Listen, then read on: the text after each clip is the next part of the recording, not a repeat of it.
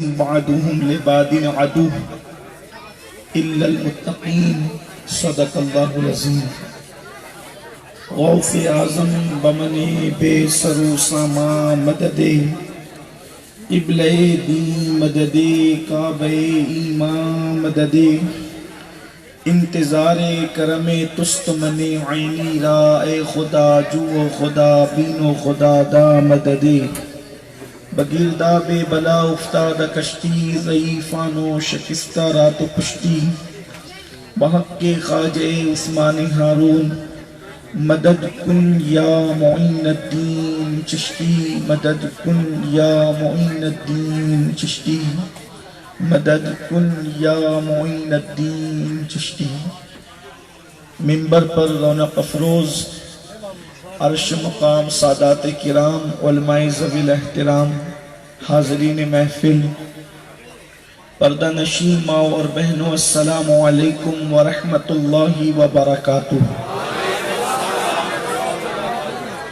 انتہائی احترام و عقیدت کے ساتھ اپنے اور ساری کائنات کی مرکز عقیدت انیس بے کساں چارہ ساز درد منداں ہم غریبوں کے غم گسار ہم فقیروں کی ثروت شہریار ارم تاجدار حرم نو بہار شفاعت شب اسرا کی دولہا نوشہ بزم جنت دانائے سبل مولائے کل ختم الرسل خسرو خوباں سیاح لامکاں وجہ کن فکاں در اللہ المکنون سر اللہ المخزون عالم ما کانا وما یکون آب و گل انبیاء جانو دل اصفیاء مطلع ہر سعادت مقطع ہر سیادت خلاصہ کائنات فخر موجودات حضور احمد مجتبی محمد مصطفیٰ ارواحنا فدا صلی اللہ تعالی علیہ وآلہ وصحبہ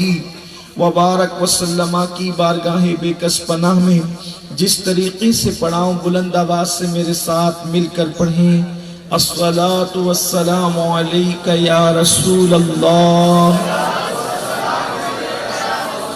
الصلاة والسلام علیکہ یا نبی اللہ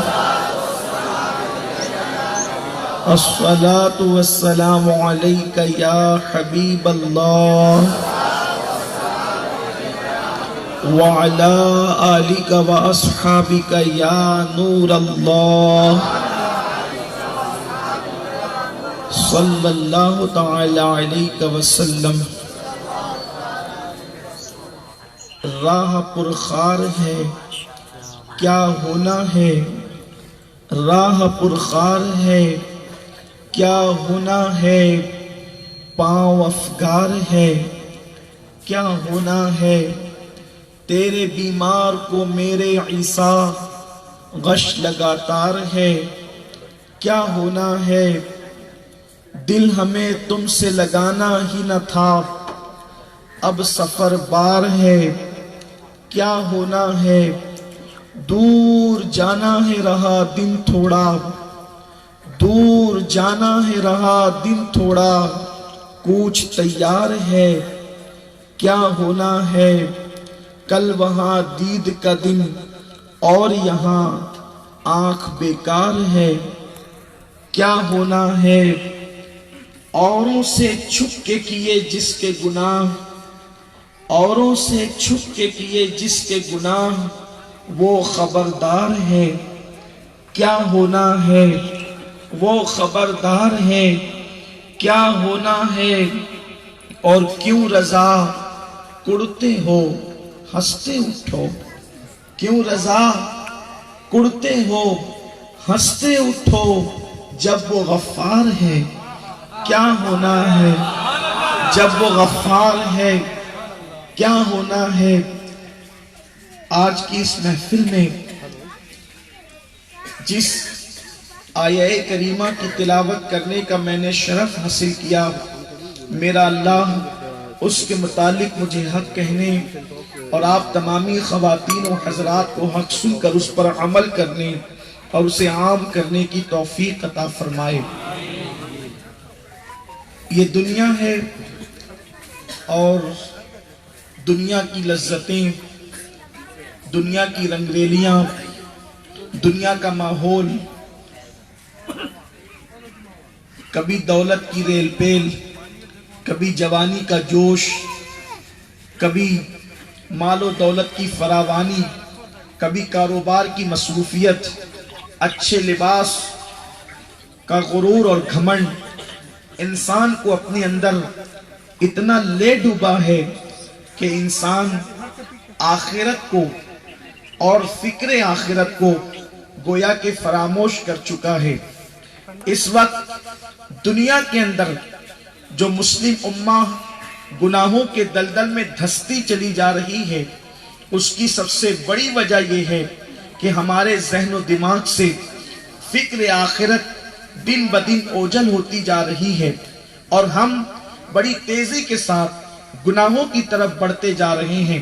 یہ بات ہم سے چھپی ہوئی نہیں ہے، بلکہ روز روشن کی طرح عیاں ہے کہ اللہ اکبر، وہ قوم جس نے گناہوں کو مٹانا تھا، وہ قوم جس نے گناہوں کا خاتمہ کرنا تھا، وہ قوم جو گناہ کے نام سے بھی گھن اور نفرت کرتی تھی، آج اس قوم کا حال یہ ہو گیا ہے کہ وہ کون سا گناہ ہے جو مسلمانوں کے اندر موجود نہ رہا۔ ہر قسم کے گناہ نت نئے انداز سے فیشن کے نام پر ہمارے درمیان داخل کیے جاتے ہیں، اور نتیجہ یہ ہوتا ہے کہ ہم دن بدن ان گناہوں کے اندر ڈوبتے چلے جاتے ہیں۔ میرے پیارے آقا صلی اللہ علیہ وسلم کے پیارے دیوانوں، کبھی ہم نے غور بھی کیا، آخر موت ہے، اس زندگی کے بعد ایک اور زندگی ہے۔ موت انسان کو تباہ نہیں کر دیتی، موت انسان کو فنا نہیں کر دیتی، موت انسان کو مٹا نہیں دیتی، بلکہ اس زندگی کے بعد ایک اور زندگی ہے، یا تو وہ بہت خوبصورت ہے یا تو وہ بہت بھیانک ہے۔ اگر انسان آخرت کی تیاری کر لے، کسی بہت بڑے بزرگ نے یہ کہا تھا، ہم اس جہان میں جو آئے ہیں اس جہان کی تیاری کرنے کے لیے آئے ہیں، یعنی کہ انسان اس زمین کے اوپر بحیثیت کسان آیا ہے۔ اللہ اکبر، زمین پہ جو بو گے آخرت میں وہی کاٹو گے، آخرت میں کچھ الگ سے نہیں ملنے والا، بلکہ میرے آقا صلی اللہ علیہ وسلم فرماتے ہیں الدنیا مزرعۃ الآخرہ، کہ دنیا آخرت کی کھیتی ہے، یہاں پر جو بویا جائے گا وہاں پر وہ کاٹا جائے گا۔ بلکہ میرے آقا صلی اللہ علیہ وسلم فرماتے ہیں البر لا یبلا والذنب لا ینسا والدیان لا یموت اعمل ما شئت کما تدین تدان۔ اللہ اکبر، مصطفیٰ کریم رؤوف الرحیم صلی اللہ علیہ وآلہ وسلم نے فرمایا کہ نیکی کبھی پرانی نہیں ہو سکتی، اور گناہ کو کبھی بھلایا نہیں جا سکتا، اور بدلہ دینے والے خدا کو کبھی موت نہیں آئے گی، جیسا کرو گے ویسا ہی پاؤ گے۔ یہاں جو کچھ بھی کر رہے ہو وہاں پر وہی پانا ہے۔ میرے پیارے آقا صلی اللہ علیہ وسلم کے پیارے دیوانوں، جوانی کے نشے میں ڈوب کر اللہ کے غضب کو دعوت دینے والی قوم، دولت کے نشے میں ڈوب کر خدا کے غضب کو دعوت دینے والی قوم، کبھی یہ تصور بھی کیا ایک دن جسم کا رشتہ روح سے ٹوٹ جائے گا؟ ہزاروں میتوں کو اپنی نگاہوں کے سامنے قبر کی تاریکی میں جاتا دیکھنے کے باوجود بھی کبھی ہم نے سوچا آج اس قبر میں کسی اور کو لٹایا جا رہا ہے، کل ہمیں بھی لٹایا جائے گا، اور اس کے بعد ایک میدان ہوگا جسے میدان محشر کہتے ہیں، قیامت کا دن کہتے ہیں، یوم حساب کہتے ہیں۔ میرا اللہ قرآن میں فرماتا ہے اَيَحْسَبُ الْإِنسَانُ أَن يُتْرَكَ سُدًى، کیا انسان یہ تصور کرتا ہے کہ اللہ اس کو حساب لیے بغیر چھوڑ دے گا؟ نہیں، اللہ ہم سے حساب لے گا، اور اس شان سے لے گا۔ قرآن کہتا ہے فَمَن يَعْمَلْ مِثْقَالَ ذَرَّةٍ خَيْرًا يَرَهُ وَمَن يَعْمَلْ مِثْقَالَ ذَرَّةٍ شَرًّا يَرَهُ۔ ایک ذرے کے برابر نیکی کی ہوگی اللہ اسے بھی دکھائے گا، ایک ذرے کے برابر پاپ اور بدی کی ہوگی اللہ اسے بھی دکھائے گا۔ اندازہ تو کریں اللہ اکبر، وہ یوم حساب کیسا ہے، وہ قیامت کا دن کیسا ہے، جب میرے اللہ کی عدالت لگی ہوگی، اور اس وقت لوگوں کو کٹھیرے میں کھڑا کر کے ان کے اعمال کے بارے میں پوچھا جائے گا۔ اس دن کا نقشہ قرآن مقدس یوں کھینچتا نظر آتا ہے الاخلاء یومئذ بعضهم لبعض عدو۔ دنیا دنیا میں جتنے تمہارے دوست ہیں، کون سے دوست؟ قرآن اخلاء کہتا ہے خلیل کی جمع پکی اور گہرے دوست۔ جو تمہارے گہرے دوست ہیں قیامت کے دن وہ تمہارے دشمن بن جائیں گے۔ یہ دوست جو تمہیں کبھی تاش کے پتوں کی طرف لے جاتے ہیں، یہ دوست جو تمہیں کبھی شراب کے اڈوں کی طرف لے جاتے ہیں، یہ دوست جو تمہیں کبھی بدفعلی اور بدکاری کی طرف لے جاتے ہیں، یہ دوست جو تمہیں بیلا پھسلا کر سنیما گھروں کی طرف لے جاتے ہیں، یہ آج بھی دوست نہیں ہے۔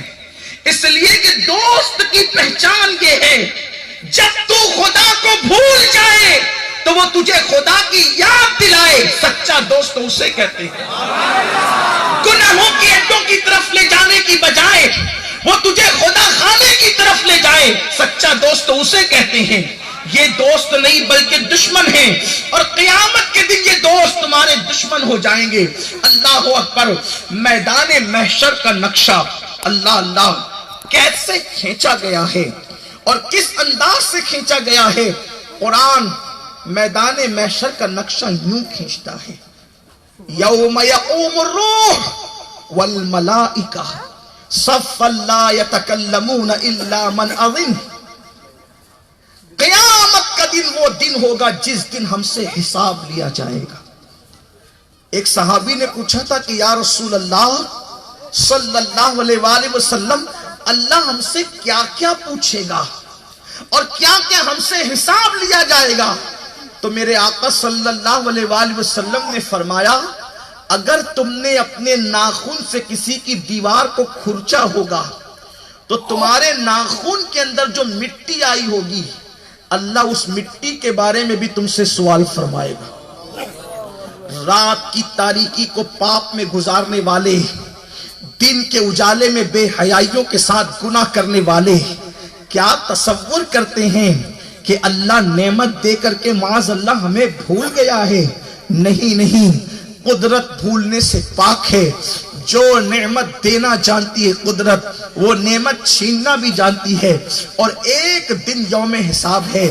یاد رکھنا میری قوم کے جوانوں، اے سرکار مدینہ کانفرنس میں آنے والوں، میرے اور آپ کے جسم میں اتنی طاقت ہے ہی نہیں کہ ہم اللہ کے عذاب کو برداشت کر سکیں۔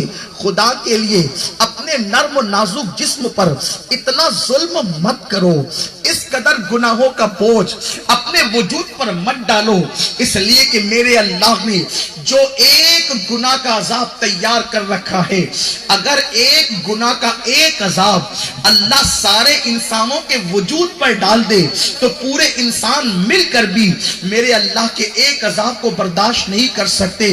آپ اندازہ کریں جب اللہ کے ایک عذاب کو ساری دنیا کے انسان مل کر بھی اٹھانے اور برداشت کرنے کی طاقت نہیں رکھتے، اللہ اکبر، تو ہمارے ہزاروں جرائم کے ہزاروں عذابات کو ہم اپنے نازک سے وجود پر کیسے اٹھا سکیں گے؟ اے میری قوم کے جوان، اپنے حال پر رحم تو کر، اپنے وجود پر رحم تو کر۔ اتنا کمزور جسم رکھتے ہیں کہ مکھی اور مچھر کے ڈنک کو بھی ہم برداشت کرنے کی طاقت نہیں رکھتے۔ جو قوم مکھی اور مچھر کے ڈنک کو برداشت نہ کر سکے وہ جہنم کے عذاب کو کیسے برداشت کر سکیں گے؟ اور پھر میدان محشر جو حساب کا دن ہے، جو یوم حساب ہے، اللہ اللہ، میرے آقا صلی اللہ علیہ وسلم کے غلاموں، کتنے غافل ہیں ہم، کتنے جرائم میں ڈوبے ہیں ہم۔ قرآن اس کا نقشہ یوں کھینچ رہا ہے کہ قیامت کا دن وہ دن ہوگا جس دن جبریل امین اور ان کے ساتھ سارے ملائکہ صف بصف اللہ کے ہیبت سے کانپتے ہوں گے، کسی کو کلام کرنے کی جرت نہ ہوگی۔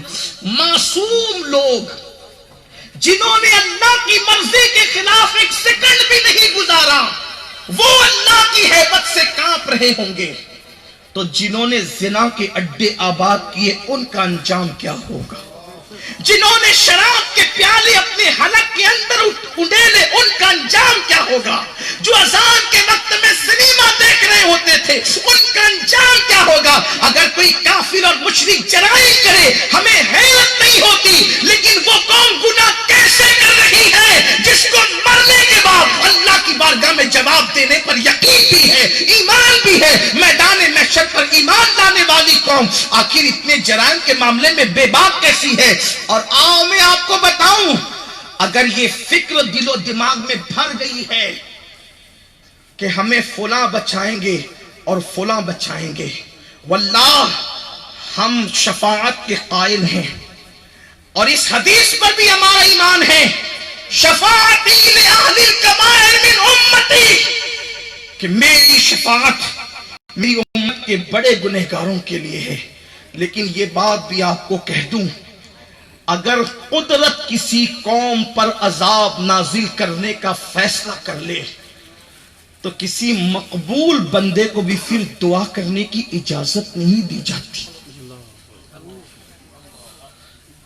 آپ نے نہیں سنا قرآن میں جب قوم لوط پر قدرت نے عذاب نازل کرنے کا فیصلہ کر لیا؟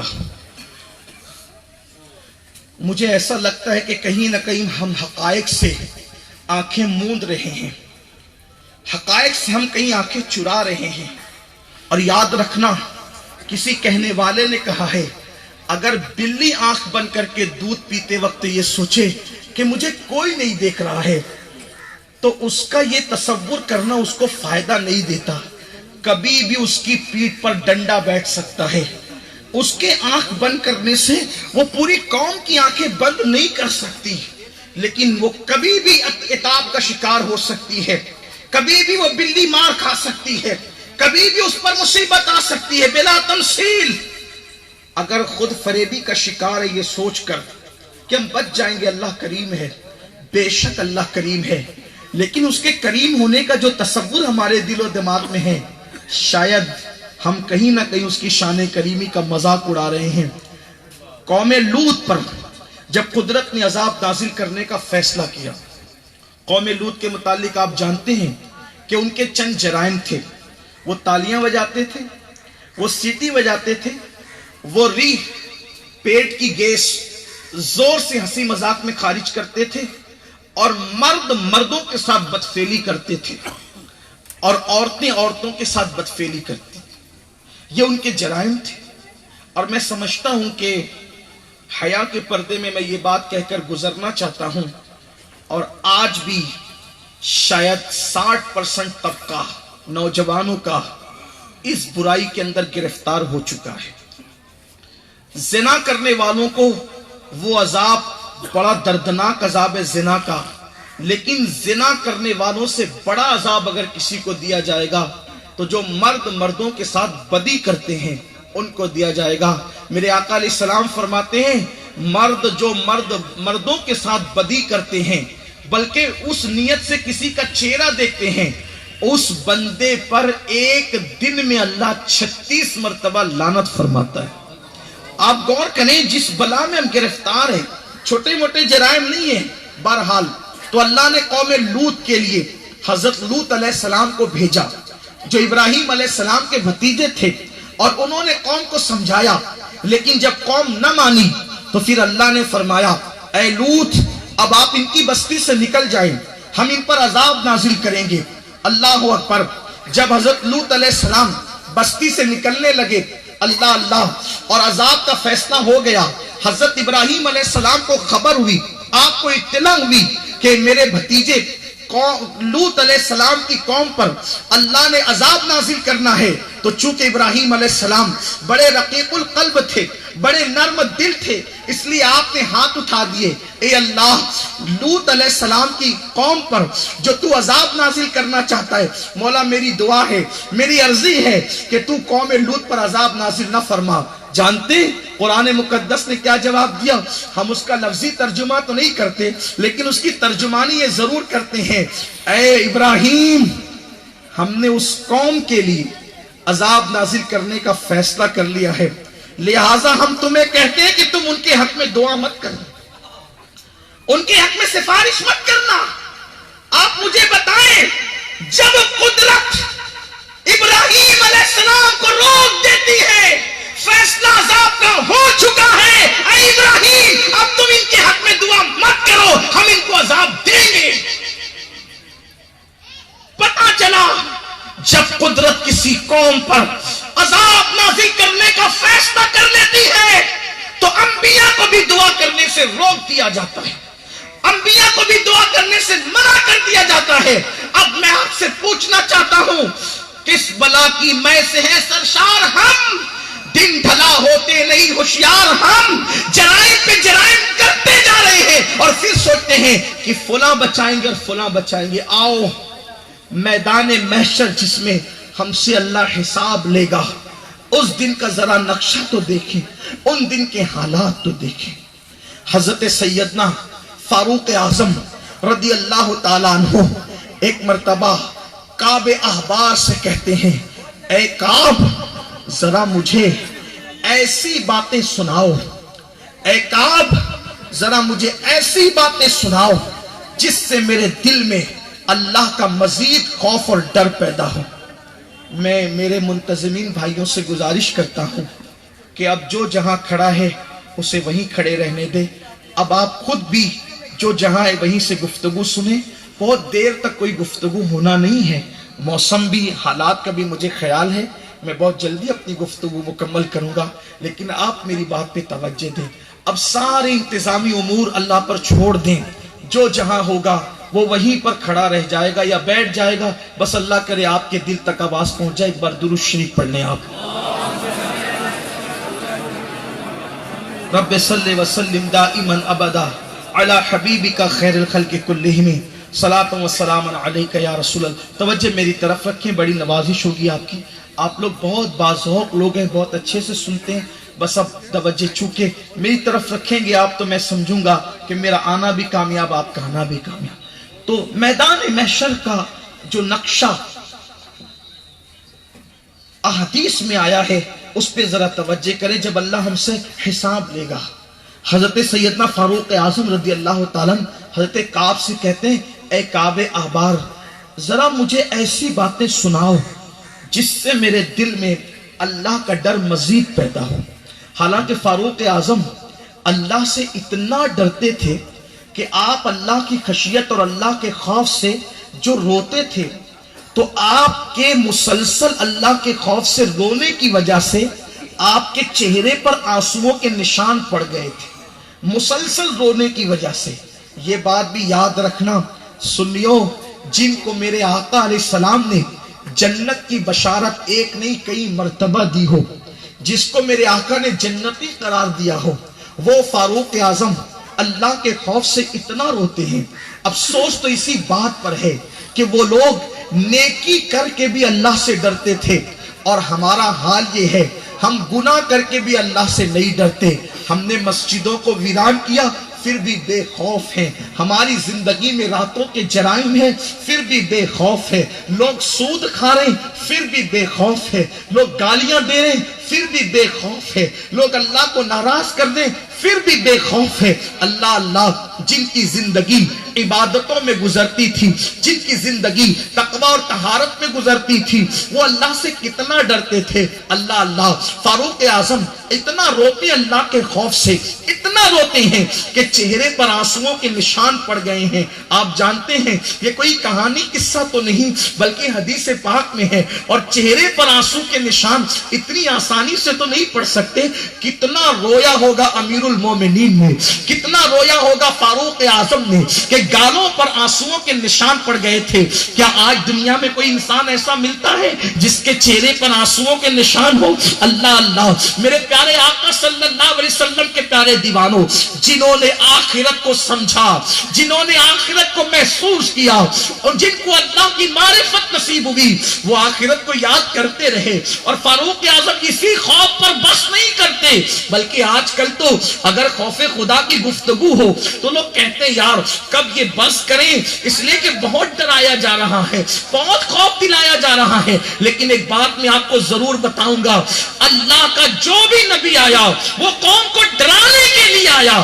اللہ رب العزت نے محبوب سے یہی تو کہا، یا ایھا المدثر قم فانذر، اے بالا پوش، اے کمبل اوڑھنے والے، اٹھیے اور اپنی قوم کو ڈرائیے۔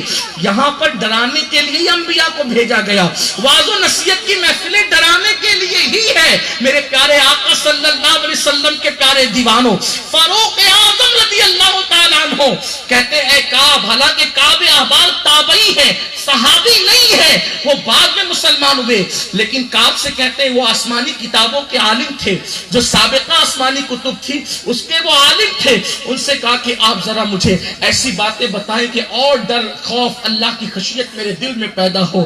کعب احبار نے کہا امیر المومنین، میں نے سابقہ آسمانی کتب میں پڑھا ہے کہ جب قیامت کے دن جہنم کو لایا جائے گا، قیامت کے دن جب جہنم کو لایا جائے گا تو جہنم کے منہ میں 70,000 لگام ڈال کر، جیسے جانور کو لگام ڈال کر کھینچا جاتا ہے بلا تمثیل، 70,000 آگ کی لگامیں جہنم کے منہ میں ڈال کر فرشتے جہنم کو کھینچ کر لا رہے ہوں گے۔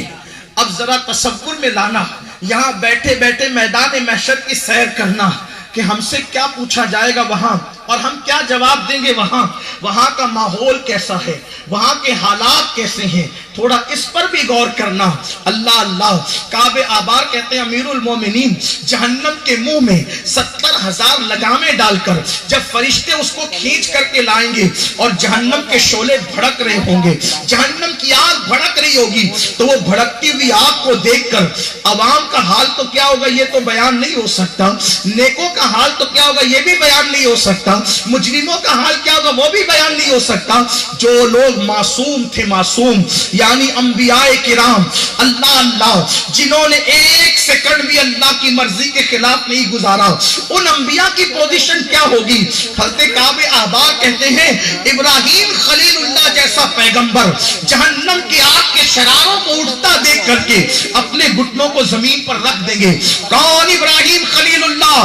جو صرف کسی مسجد کے متولی نہیں تھے، اللہ کے لیے جس نے کعبہ بنایا، وہ ابراہیم خلیل جس نے اللہ کی محبت میں اپنے اکلوتے بیٹے کی گردن پہ چھری رکھ دی، وہ ابراہیم خلیل جس نے اللہ کی رضا کے لیے اکلوتے بیٹے کو اور پیاری بیوی کو وادی غیر ذی زرع میں پہنچا دیا، وہ ابراہیم خلیل جس کو اللہ خلیل کہا، وہ ابراہیم خلیل اللہ اپنے گھٹنوں کو زمین پر رکھ کر کہیں گے اس جہنم کی آگ کو دیکھ کر اے اللہ، آج تیرا ابراہیم کسی کے لیے کچھ نہیں مانگتا، اللہ میں صرف اپنے لیے امان چاہتا ہوں، آج تم مجھے امان دے دے۔ رات کی تاریکیوں میں اجنبی لڑکیوں سے فون پر لمبی لمبی ناجائز اور حرام گفتگو کرنے والے ذرا تصور تو کریں، جس نے اپنی بیوی کو اللہ کی خاطر وادی غیر ذی زرع میں چھوڑا تھا، وہ ابراہیم خلیل کہیں گے اے اللہ آج میں صرف اپنے لیے امان چاہتا ہوں، کسی کے لیے کچھ نہیں چاہتا۔ حضرت موسیٰ کلیم اللہ، کعب احبار کہتے ہیں اپنے گھٹنوں کو زمین پہ رکھ کر کہیں گے مولا، جو مجھے طور پہ بلا کر تو مجھ سے راز کی پیاری پیاری باتیں کرتا تھا، من جانب الطور الایمن وقربناہ نجیہ، ذرا طور کے دائیں طرف آ تاکہ میں تجھ سے راز کی باتیں کروں، تو مجھ سے سرگوشیاں فرماتا تھا مولا، آج اس کلام کا واسطہ، اس محبتوں کا واسطہ مولا، آج تیرا موسیٰ کسی کے لیے کچھ نہیں مانگتا، صرف اپنے لیے امان مانگتا ہے۔ یہ میدان محشر ہے جس کے بارے میں ہم کہتے ہیں نا وہاں جو ہوگا دیکھا جائے گا، جس کے بارے میں کہتے ہیں وہاں جو ہوگا وہاں یہ ہوگا۔ کیا دیکھا جائے گا؟ کیا دیکھا جائے گا؟ فجر کی نماز میں سوتے پڑے رہنے والوں کیا دیکھا جائے گا؟ حرام کاروبار کرنے والوں، سود کے لقمے کھانے والوں کیا دیکھا جائے گا؟ رات رات بھر گندی پکچریں دیکھنے والوں کیا دیکھا جائے گا؟ کیا دیکھیں گے وہاں؟ کیا دیکھیں گے وہاں؟ ابراہیم خلیل اللہ یہ کہہ رہے ہیں، موسیٰ کلیم اللہ یہ کہہ رہے ہیں کہ آج میں کسی کے لیے کچھ نہیں مانگتا، صرف مجھے تو امان دے دے، آج مجھے امان دے دے۔ اور واللہ یہ کوئی نبی کی توہین نہیں ہے، اس لیے کہ اللہ سے ڈرنا نبی کی توہین نہیں، اللہ کا خوف رکھنا یہ نبی کی خصوصیت ہے۔ جو جتنا مقرب ہوگا اللہ کا وہ اتنا اللہ سے ڈرنے والا، جو جتنا علم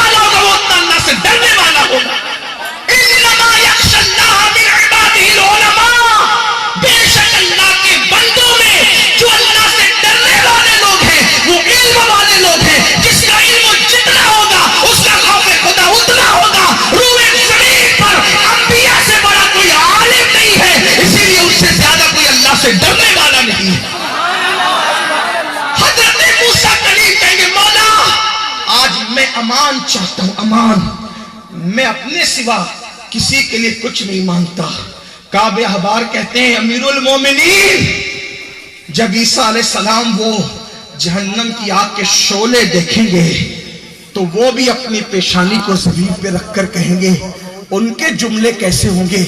عیسیٰ علیہ السلام کہیں گے اے اللہ آج میں اپنی ماں کنواری بطول مریم کے لیے بھی کچھ نہیں سوال کرتا، میں اپنی ماں مریم کے لیے بھی کچھ نہیں مانگتا. آج تو بس تو مجھے امان مجھے عطا کر دے. جہاں انبیاء کا یہ ان کی شان یہ ہوگی، اس دن اپنا حال کیا ہوگا؟ ہم نے اس دن کے لیے کیا تیاری کی ہے؟ یہی نہ کہ ہمیں موبائل پر واٹس ایپ چلانے کا ٹائم تو ملا ہے، لیکن قرآن کی تلاوت کا وقت ہمیں نہیں ملا ہے. یہی تیاری ہے. ہم سنیما گھروں میں جاتے ہیں تو آدھا ایک گھنٹہ پہلے جاتے ہیں، لیکن جمعہ کے دن ہفتے میں ایک مرتبہ نماز کے لیے آتے ہیں، وہ بھی یہ کہتے ہوئے کہ ابھی تو پہلی اذان ہوئی، ابھی تو دوسری اذان باقی ہے، امام صاحب تو ابھی تقریر کرنے والے ہیں، لمبی تقریر ہوتی ہے. اور جب امام نماز شروع کرتا ہے تب ہم مسجد میں آتے ہیں اور 2 رکعت پڑھ کر ایسے بھاگ جاتے ہیں جیسے کوئی ہمیں تکلیف پہنچا رہا ہو. جس قوم کو مسجد میں سکون نہیں ملتا اس قوم کو دنیا میں کہیں سکون نہیں مل سکتا. سکون کی تلاش کرنے والوں، سکون کے متلاشیوں، جب تک مسلمان اپنے دل کو مسجد سے لگائے رکھتا تھا اس وقت تک اللہ اکبر وہ فٹ پاتھ پر سوتا تھا تو بھی سکون کی نیند سوتا تھا، وہ زمین پہ سوتا تھا تو بھی سکون کی نیند سوتا تھا. جب سے مسجدوں سے دلوں کا تعلق ٹوٹ گیا ہے، نرم نرم گدوں پر نیند کی گولیاں لیتے ہیں تو بھی کروٹیں بدلتے مگر سکون کی نیند نہیں آتی. یاد رکھو دولت کے نشے میں چور ہونے والے لوگوں، دولت کے نشے میں ڈوبنے والے، اللہ کو بھولنے والے لوگوں سنو، دولت کے بل بوتے پر انسان نرم گدے خرید سکتا ہے، دولت کے بل بوتے پر سکون کی نیند نہیں خرید سکتا. میرے پیارے آقا صلی اللہ علیہ وسلم کے پیارے دیوانوں، ہم نے کیا تیاری کی اس دن. لیکن یہ بات بھی آپ سے کہہ دوں، جہاں یہ ہوگا کہ ابراہیم خلیل کہیں گے میں اپنے لیے امان مانگتا ہوں، کسی کے لیے کچھ نہیں مانگتا. حضرت موسیٰ کلیم کہیں گے میں اپنے لیے امان چاہتا ہوں، کسی کے لیے کچھ نہیں مانگتا. جہاں عیسیٰ روح اللہ کہیں گے آج میں اپنی ماں کے لیے بھی کچھ نہیں مانگتا، بس اپنے لیے امان چاہتا ہوں. وہاں دنیا دیکھے گی ایک ذات ایسی بھی ہوگی، ایک ہستی ایسی بھی ہوگی، آمنہ کا لال، عبداللہ کا لخت جگر، سید العالمین، قائد المرسلین، طٰہٰ و یاسین، حسنین کا نانا، زہرا کا بابا، صاحب قرآن، لوح بھی تو قلم بھی تو، تیرا وجود الوداع، مصطفیٰ جان رحمت بھی سر کو سجدے میں رکھیں گے، اپنے لیے کچھ نہیں مانگیں گے، رب اپنی امتی کرنے میں. تکبیر، نعرہ رسالت، فیضان انبیاء کرام، فیضان اعلی حضرت. سبحان اللہ سبحان اللہ. میرے آقا سب انبیاء کہنا کہ اپنے لیے مانگ رہے، کسی کے لیے کچھ نہیں مانگ رہے، لیکن انداز تو دیکھو، حضور اپنے لیے کچھ نہیں مانگ رہے اور سب کے لیے مانگ رہے رب حبلی امتی، رب حبلی امتی، رب حبلی امتی. اب ہم بہت خوش ہو گئے پوری تمہید سن کر کے جو خشیت ہم پہ طاری تھی، اب تو ہم ضرور بخشے جائیں گے. حضور نے یہ نہیں کہا لوگوں کو بخش دے، توجہ کی، لوگوں کو بخش دے یہ نہیں کہا، یہ نہیں کہا تیرے بندوں کو بخش دے. کیا کہا؟ امتی، میری امت کو بخش. کسے بخش دے؟ اب حضور نے جس کو میرا کہا تو بخشا وہی جائے گا جو حضور کا ہوگا.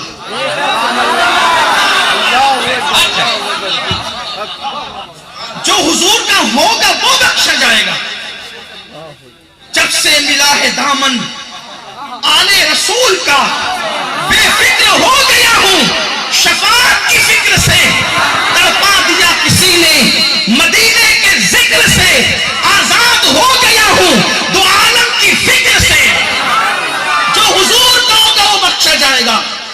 ہمیں ثابت کرنا ہے کہ ہم حضور کے ہیں یا نہیں، یہ ثابت کرنا ہے۔ وہ تو اپنا بنانے کے لیے بہت وسیع دامن رکھتے ہیں، کیا ہم بھی ان کے بن سکتے ہیں؟ اور ہم بھی ان کے بنے ہیں، یہ خاص بات، اسی کا تجزیہ کرنا، اسی پہ گفتگو ختم ہوگی۔ کیا ہم حضور کے ہیں؟ حضور نے کہا میری امت کو بخش دیں، اسی لیے حضور علیہ السلام نے جب نماز جنازہ بھی پڑھائی نا تو سب کے لیے مغفرت کی دعا نہیں کی، بلکہ حضور نے کیا دعا کی؟ اللہم اغفر لحینا حینا ومیتنا وشاہدنا وغائبنا وصغیرنا وکبیرنا۔ جہاں بخشش کا سوال ہے کہتے ہیں اے اللہ بخش دے ہمارے زندوں کو، بخش دے ہمارے مردوں کو، بخش دے ہمارے موجودوں کو، بخش دے ہمارے غائبوں کو، بخش دے ہمارے چھوٹوں کو، بخش دے ہمارے بڑوں کو۔ حضور کہہ رہے ہیں ہماروں کو بخش دے، اور جو حضور کے ہیں وہ بخشے گئے ہیں۔ فقط اتنا سبب ہے انعداد فضل محشر کا کہ تمہاری شان محبوبی دکھائی جانے والی ہے، اور خدا شاہد کہ روزے حشر کا کھٹکا نہیں رہتا ہمیں جب یاد آتا ہے کہ میرا کون والی ہے۔ ہم حضور کے ہیں،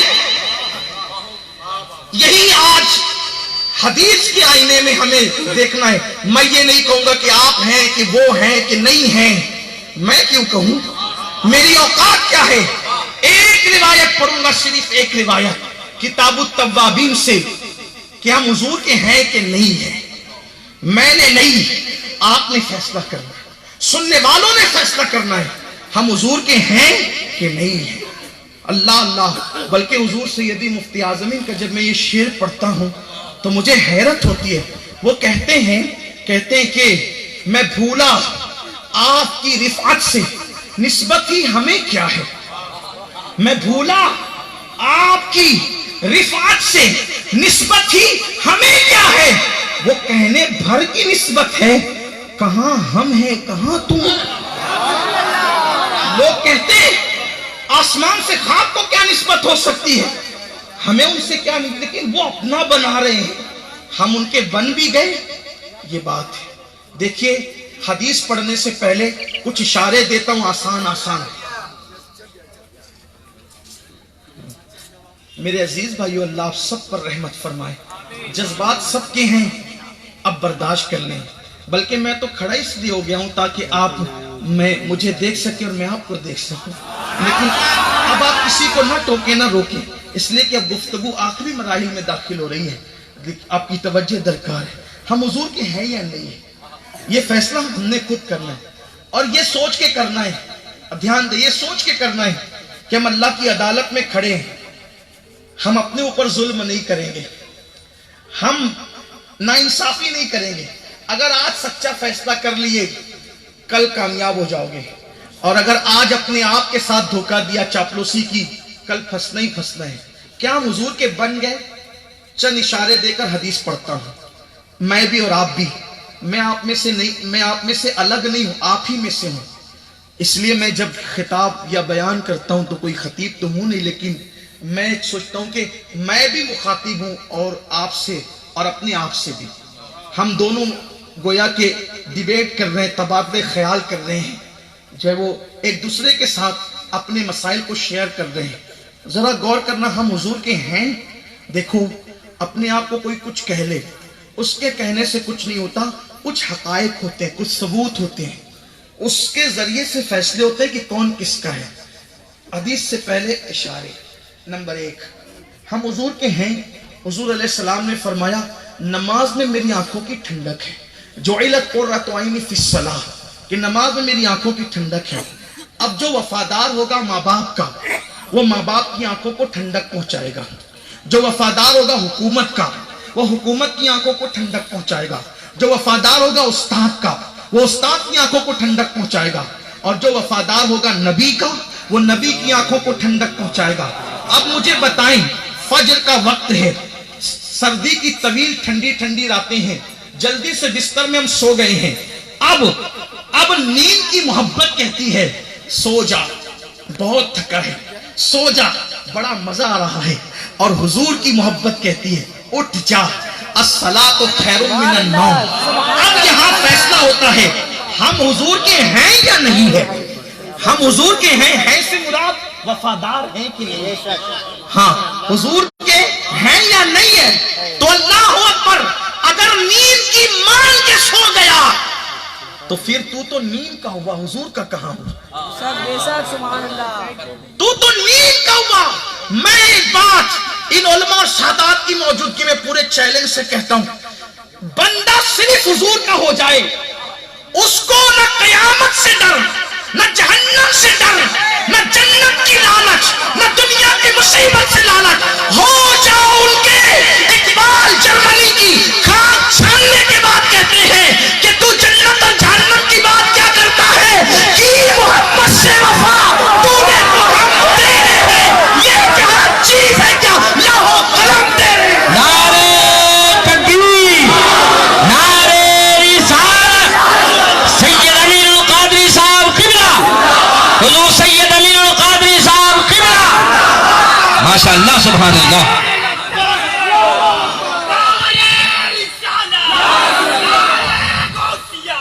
حضور سے وفا کر لو، محبوب خدا سے وفا کر لو، آمنہ کے لال سے وفا کر لو۔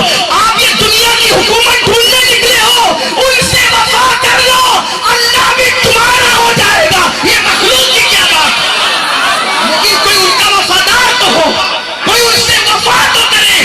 نیند سے وفا کی، ان سے وفا نہیں کی، نیند سے وفا کی، ان سے وفا نہیں کی۔ ہم حضور کے کیسے ہوئے؟ اب دیکھو تجارت کر رہے ہو، سودا بیچ رہے ہو، اب حضور کا عشق کہتا ہے نقصان اٹھانا مگر جھوٹ نہیں بولنا، اور دولت کی لالچ کہتی ہے جھوٹ بول، مالدار بن جا۔ اگر تو مال کے لیے جھوٹ بولتا ہے تو مال کا وفادار ہوا، حضور کا وفادار کہاں ہو؟ بیوی تجھ سے منہ چلا رہی ہے، نفس کہتا ہے مار، حضور کا عشق کہتا ہے مت مار۔ کیوں؟ کیونکہ آقا نے فرمایا تم میں سب سے بہتر وہ ہے جو اپنے گھر والوں کے ساتھ اچھا سلوک کرے۔ تسبیح پڑھ کے کوئی اچھا نہیں بن سکتا صرف، داڑھی رکھ کے کوئی اچھا نہیں بن سکتا صرف، ٹوپیاں پہن کے کوئی اچھا نہیں بن سکتا صرف، جو اپنی بیوی کے ساتھ گھر والوں کے ساتھ اچھا سلوک کرے اسے حضور اچھے ہونے کی سند عطا فرمائے۔ بیوی نے منہ چلایا، نفس نے کہا مار، گالی دے، حضور کے عشق نے کہا نہیں۔ حضور کی 11 بیویاں تھی، 11، اور 11 کے 11 بیگ زبان کہتی ہے حضور نے پوری زندگی میں اپنی کبھی کسی بیوی کو ڈانٹا تک نہیں۔ مار پیٹ کرتے ہو تو نفس کے وفادار ہو، حضور کے وفادار کا۔ اسی طریقے سے بہت لمبی بات جا سکتی ہے، لیکن جو حضور کے ہو جاتے ہیں، آخری بات اختتام پہ، طویل حدیث ہے اور اس کو اپنے الفاظ کے جامع میں پڑھوں گا، لیکن بہت دھیان دیں۔ جو حضور کے ہو جاتے ہیں ان کی ایک فکر ہے میرا کچھ بھی ہو جائے، عام زبان میں کہہ رہا ہوں، میرے ٹکڑے ہو جائے، مجھے مار ڈالا جائے، مجھے جلا دیا جائے، مجھے کاٹ دیا جائے، کچھ بھی میرے ساتھ ہو جائے، میرا کتنا ہی بڑا نقصان ہو جائے، لیکن میں جس کا ہوا ہوں نا وفادار، اس محبوب خدا کے دل کو تکلیف نہیں ہونی چاہیے۔ میرا بڑے سے بڑا نقصان ہو، ان کو تکلیف نہیں ہو، ان کے دل کا خیال جو کریں، جو جس کا وفادار ہوتا ہے وہ اس کے دل کا خیال کرتا ہے۔ اب ہم حضور کے دل کا کتنا خیال کرتے ہیں ذرا دیکھیں، اور جو حضور کے واقعی لوگ تھے، جو حضور کے ہو گئے تھے، وہ حضور علیہ السلام کے دل کا کتنا خیال کرتے تھے۔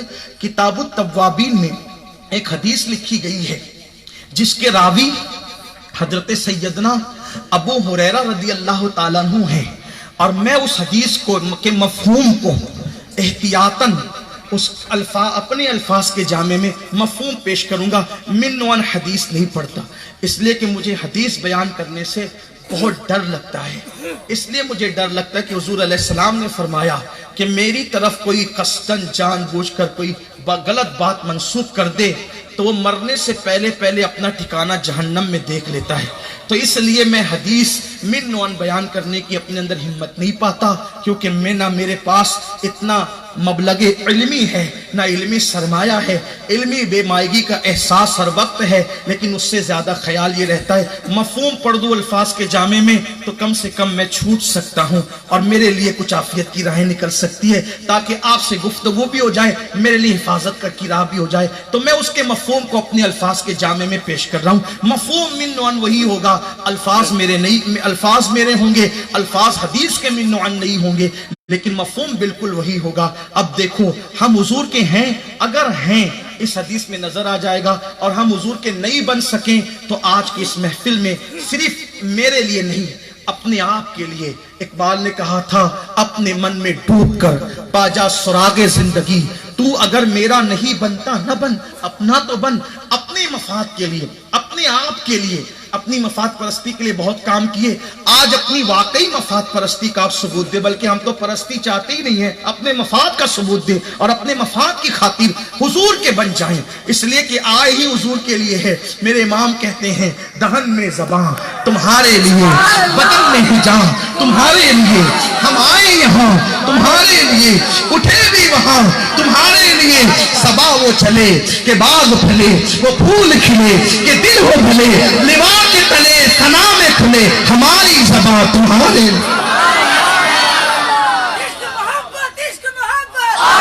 हम हुजूर के हैं या नहीं हैं? जो हुजूर का हो गया, फिर वो जन्नत का मुतलाशी, उससे होने की जरूरत नहीं, फिर जन्नत उसे तलाश करेगी। बस हुजूर के हो जाए वफादार। लेकिन बहुत कठिन है, अतमीर खुसरो ने कहा था, बहुत कठिन है डगरपन घटकी, कैसे के भरला हूं मदवा से मटकी। ये आसान नहीं है उनका वफादार होना। अगर आसान होता तो अमीर हमजा का कलेजा थोड़ी चबाया जाता।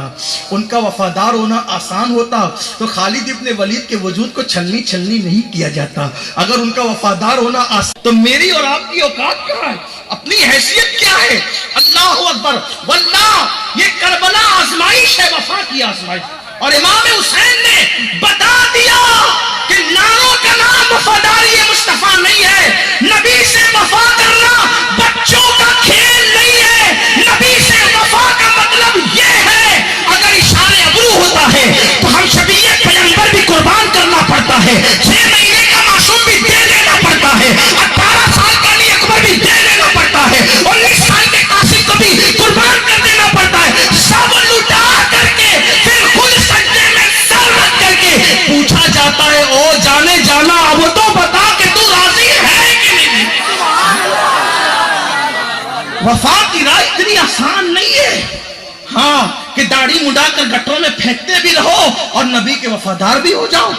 बेटी की शादी में डीजे लगा के नाचो भी और नबी के वफादार भी हो जाओ। ये नहीं, नबी से वफा कोई, ये शहादत गए उल्फत में कदम रखना है। लोग आसान समझते हैं मुसलमान होना, और कहने वाले ने कहा बहुत आसान है, बहुत आसान है काफिर का मुसलमान होना, बहुत आसान है काफिर का मुसलमान होना, बहुत मुश्किल है मुसलमान का मुसलमान हो। आसान है काफिर का मुसलमान होना आसान है, मुसलमान का मुसलमान होना आसान, बहुत कठिन है डगरपन घटकी। उनके वफादार बने वफादार।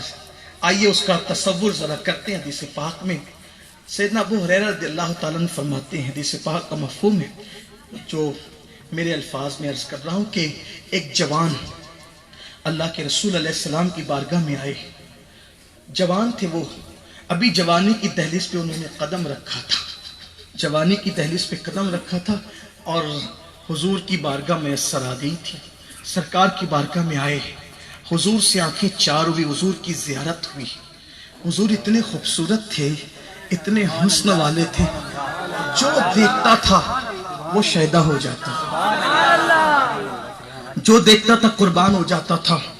इमाम फरमाते हैं, हुस्न तेरा सा न देखा न सुना, कहते हैं अगले जमाने वाले, जगमगा उठी मेरी गोर की खाक, तेरे कुर्बान चमकने वाले।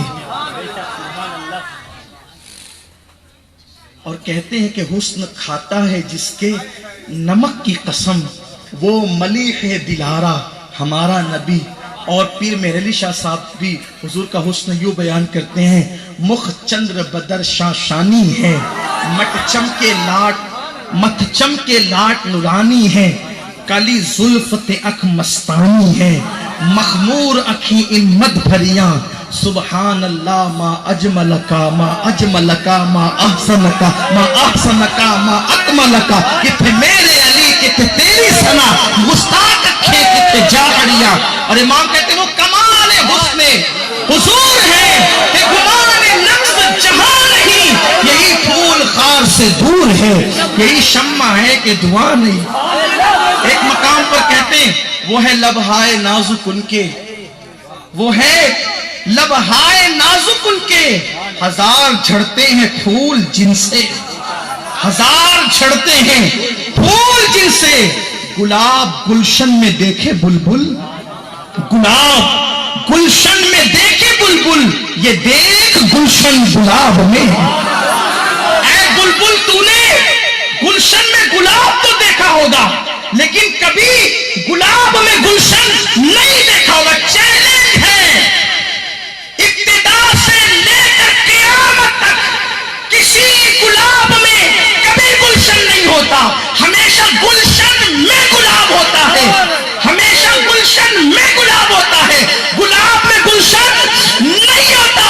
لیکن اے بلبل، اگر آج تو کسی گلاب میں گلشن کو دیکھنا چاہے تو آمینہ کے لال کو دیکھ لیں گے، دیکھ گلشن گلاب میں۔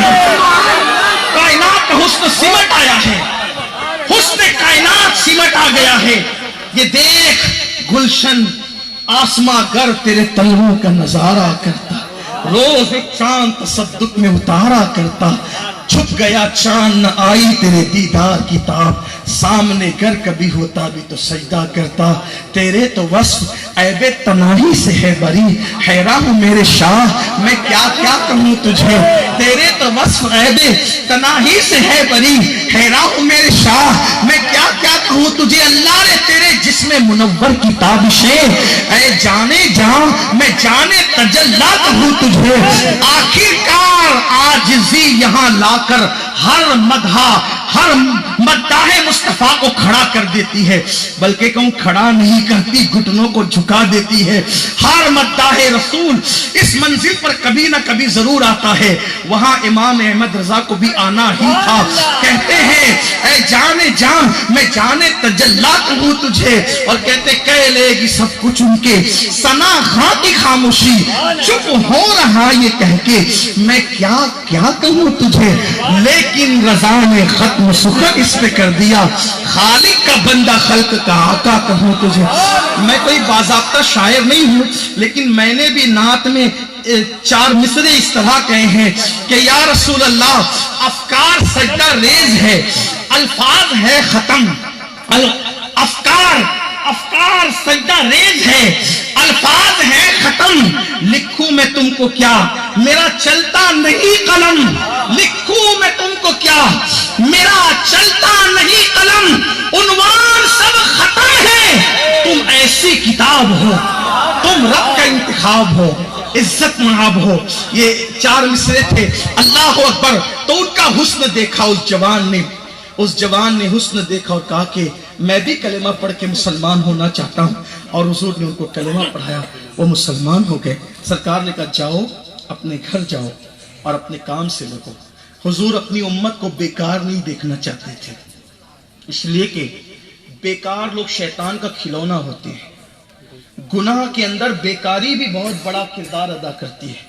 آج میری قوم کے نوجوان لڑکے جو گناہ میں ڈوبے ہیں نا، بیکاری کی وجہ سے۔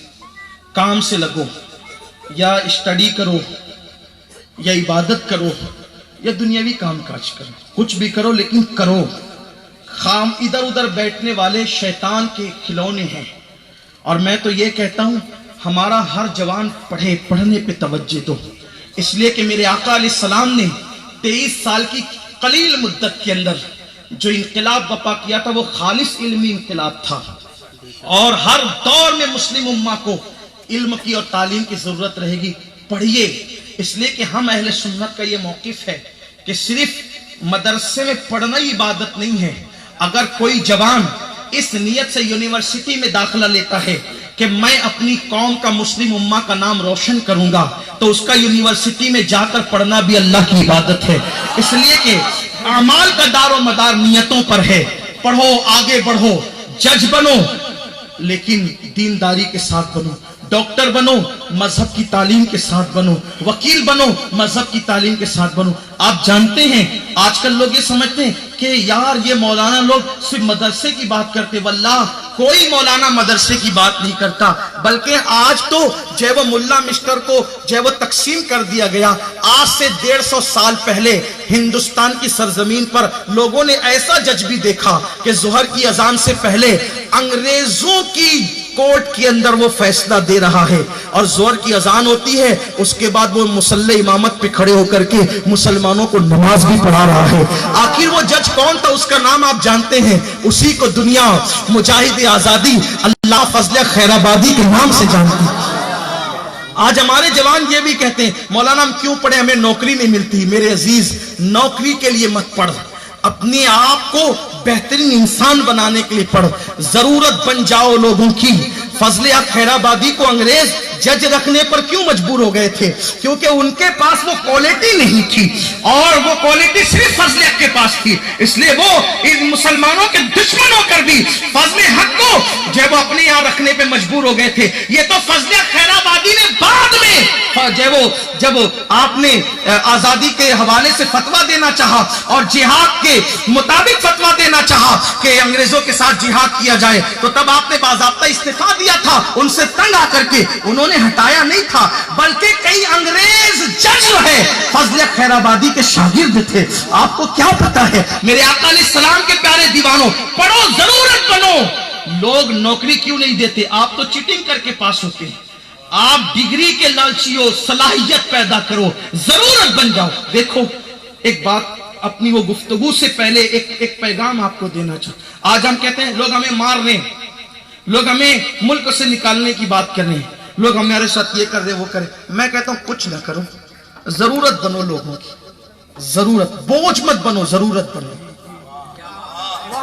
بوجھ مت بنو۔ اسی طرح نالیوں کے پاس اوٹے پر یہاں وہاں بیٹھ کر موبائل کھیلو گے تو بوجھ بنو گے۔ پڑھو لکھو، محنت کرو، مالدار بنو، علم والے بنو، دیندار بنو، ضرورت بنو۔ دیکھو آسان زبان میں سمجھاؤں گا۔ مکھی دیکھی کہ نہیں؟ اگر مسلمان نے مکھی نہیں دیکھی تو پھر کس نے دیکھی؟ کیونکہ سب سے زیادہ مکھیاں تو ہماری محلے میں ہوتی ہے نا، گندگی جو ہمارے یہاں ہے، تو مکھیاں تو مکھی، لیکن مکھی کہلاتی ہے، اس کی دو قسم ہے، ایک ہے مطلقاً مکھی اور ایک ہے شہد کی مکھی۔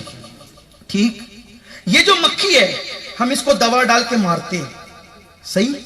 وجہ کیونکہ یہ مکھی ہمارے کھانے پہ بیٹھتی ہے، مٹھائی پہ بیٹھتی ہے، گندگی پہ بھی بیٹھتی ہے، اور آ کے ہمارے کھانے پہ بھی بیٹھتی ہے، ہمارا کھانا کھاتی ہے، کچھ تو کھاتی ہے، کچھ تو لیتی ہے، بیماریاں اس سے پھیلتی ہیں، وبائیں پھیلتی ہیں، جو کچھ بھی ہوتا ہے ہم اس کو مارتے ہیں۔ لیکن مکھی ہے، برادری ایک ہی ہے۔ ایک اور مکھی، اس کو کہتے ہیں شہد کی مکھی۔ حالانکہ یہ مکھی بیچاری بڑی امن و پسند ہے، کاٹتی نہیں ہے۔ وہ شہد کی مکھی اتنی زہریلی ہے کہ کاٹتی ہے تو آدمی کو بے چین کر دیتی ہے، اپنا ڈنگ کو اس کے بدن میں چھوڑ جاتی ہے، آدمی جو وہ چلاتا رہ جائے، جلن ہو جاتی ہے۔ لیکن حیرت ہے، یہ مکھی کاٹتی نہیں ہے، بڑی بولی بالی سیدھی سادھی ہے، مگر ماری جاتی ہے۔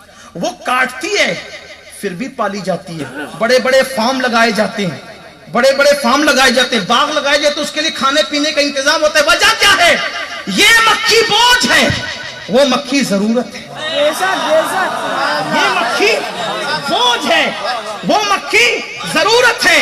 اور پتا چلا کہ بہت کہتے ہیں ہم امن پسند ہے، پھر بھی مارے جا رہے ہو۔ ارے نادان، ہم جہاں صلح حدیبیہ والے ہیں وہیں بدر و احد والے بھی ہیں۔ ہر جگہ اس طرح کی باتیں نہ کیا کرو، لوگ کچھ نہ کر سکیں گے، صرف لوگوں کی ضرورت بن جاؤ۔ شہد کی مکھی نے بتا دیا میں لیتی نہیں ہوں، میں دیتی ہوں، تو پالنے پہ مجبور ہے۔ اور دوسری بات شہد کی مکھی نے بتا دیا، کیا بتایا شہد کی مکھی نے؟ پیغام کیا دیا شہد کی مکھی نے؟ لیتی نہیں ہوں، دیتی ہوں۔ دوسری بات، گندگی پہ نہیں بیٹھتی، گندگی پہ نہیں بیٹھتی، پھولوں پہ بیٹھتی ہوں، اس لیے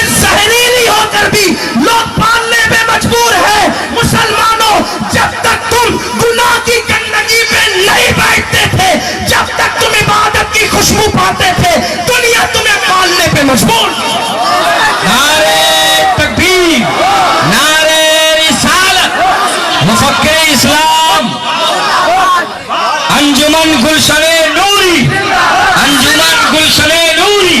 سبحان اللہ سبحان اللہ. کی گندگی میں بیٹھنا بند کرو، گانوں کی گندگی میں بیٹھنا بند کرو، بدکاری کی گندگی میں بیٹھنا بند کرو، ماں باپ کی نافرمانی کی گندگی میں بیٹھنا بند کرو، بند کرو اس گندگی میں بیٹھنا. آؤ نعتوں کے گلستان کی خوشبو حاصل کرو، آؤ درود و سلام کی خوشبو حاصل کرو. اللہ اکبر. لوگ پالنے پہ ہاتھ جوڑیں گے، آپ نہ جانا ہمارا ملک چھوڑ کر، اس لیے کہ آپ سے تو ساری بہاریں ہیں. اللہ اکبر. ہم جب تک یہ آپ کہتے ہیں دھرنا دیں گے، یہ کریں گے، وہ ہمیں اپنے آپ کو بدلنا ہوگا. ان اللہ لا یغیر ما بقوم حتی یغیر ما بانفسہم. اللہ کسی قوم سے اس وقت تک نعمت نہیں چھینتا جب تک کہ وہ قوم خود ایسے حالات پیدا نہ کرے. یہ ملک ہمارا ملک ہے، ساری زمین ہماری زمین ہے. اللہ اللہ. اور ہندوستان تو خصوصیت کے ساتھ اپنا ہے. کیوں؟ کیونکہ میرے عرب کو آئی ٹھنڈی ہوا جہاں سے، میرا وطن وہی ہے، میرا وطن وہی ہے. عرض کر رہا تھا، میرے آقا نے فرمایا اس جوان سے، اے جوان جاؤ اپنا کام کرو. یہی کہہ رہا تھا. میری مجبوری یہ ہے، میں کوئی باضابطہ خطیب نہیں، اس لیے میں کوئی فن کے ساتھ نہیں تقریر کرتا. میرے دل میں جو آتا جاتا ہے میں بیچ بیچ میں بولتا رہتا ہوں. پھر توفیق ہوتی ہے تو پلٹ کر آ جاتا ہوں، ورنہ تقریر اسی پہ ختم ہو جاتی ہے. تو کجمج بیانی سے کچھ پریشان مت آپ نہ ہوا کریں، چاہے وہ پھر لوٹ کر میرے ساتھ آ جایا کریں جہاں میں آنا چاہتا. تو عرض کر رہا تھا کہ اس جوان سے کہا کہ جاؤ اپنا کام کرو. اس جوان نے اس کی کریم آقا، بندہ پرور آقا، میرے کریم آقا میں آپ کو چھوڑ کے جانا نہیں چاہتا، اب اگر کوئی کام بھی دینا ہے تو آپ ہی کام عنایت فرما دیں. اور پھر میرے آقا نے ان کو اپنے پاس رکھ لیا. کبھی وہ حضور کی بکریاں چرانے جاتے، کبھی حضور کے اونٹ چراتے، کبھی بکریوں کو چارہ ڈال دیتے، کبھی کچھ کام سے لگے رہتے. حضور علیہ السلام کبھی کبھار ان کو کسی کو بلانے بھی بھیج دیتے. ایک دن وہ جوان جو حضور کے ہو جاتے ہیں، یہی عنوان ہے، جو حضور کے ہو جاتے ہیں ان کی فکر کیا ہے، ان کی سوچ کیا ہے، ان کا انداز کیا ہے. اللہ اکبر. وہ جوان ایک دن آقا نے فرمایا جاؤ فلاں کو بلا کر لاؤ. وہ جوان نکلے آقا کریم کے کاشان اقدس کی طرف سے، اور رستہ چلتے ہوئے اس جناب کے پاس پہنچ رہے تھے جس کو میرے آقا نے بلانے کے لیے بھیجا تھا. تو جیسی رستے میں آپ گزرنے لگے تو آپ کی نظر اچانک، نہ چاہتے بھی، آپ نے قصدن ایسا نہیں کیا، جان بوجھ کے ایسا نہیں کیا، بلکہ اچانک آپ کی جو نظر ہے، ایک عورت جو ہے کھجور کے درختوں کے جھنڈ میں غسل کر رہی تھی. اس غسل کرنے والی عورت پر اچانک آپ کی نظر پڑ گئی. اب میری زبان حیا اس پہ تبصرہ کیا کرے کہ کوئی غسل کر رہا ہو تو پوزیشن کیا ہوگی، لیکن یہی کہ اس جوان کی نظر پڑ گئی. جیسے نظر پڑی، ٹکٹکی باندھ کر اس جوان نے جمایا نہیں، بلکہ چونکہ حضور کا حکم ہے کہ ایسی جگہ پر اگر تمہاری نظر پڑ جائے جس کو دیکھنے سے اللہ رسول نے منع کیا ہو تو فوراً نظر پھیر لو. یہ گناہ نہیں ہے بلکہ یہ خود بذات خود ایک نیکی ہے، اس پر ثواب کی بشارت ہے، اجر کی بشارت ہے. لیکن جیسے اس جوان کی نظر پڑی اس نے نظر پھیر لی، پھیری نظر. لیکن جن کے رتبے ہیں سوا، ان کو سوا مشکل ہے. حضور کے تھے نا، فوراً عشق رسول نے دل میں کچوکے دیے، ضمیر کو جھنجھوڑا. ابن عبد الرحمن، تو نے کیا کیا؟ جس نگاہوں سے تو حضور کا چہرہ دیکھتا ہے، اس نگاہ سے تو نے کیا منظر آج دیکھ لیا؟ فوراً ہاتھ اٹھ گئے. اے اللہ مجھے معاف کر دے.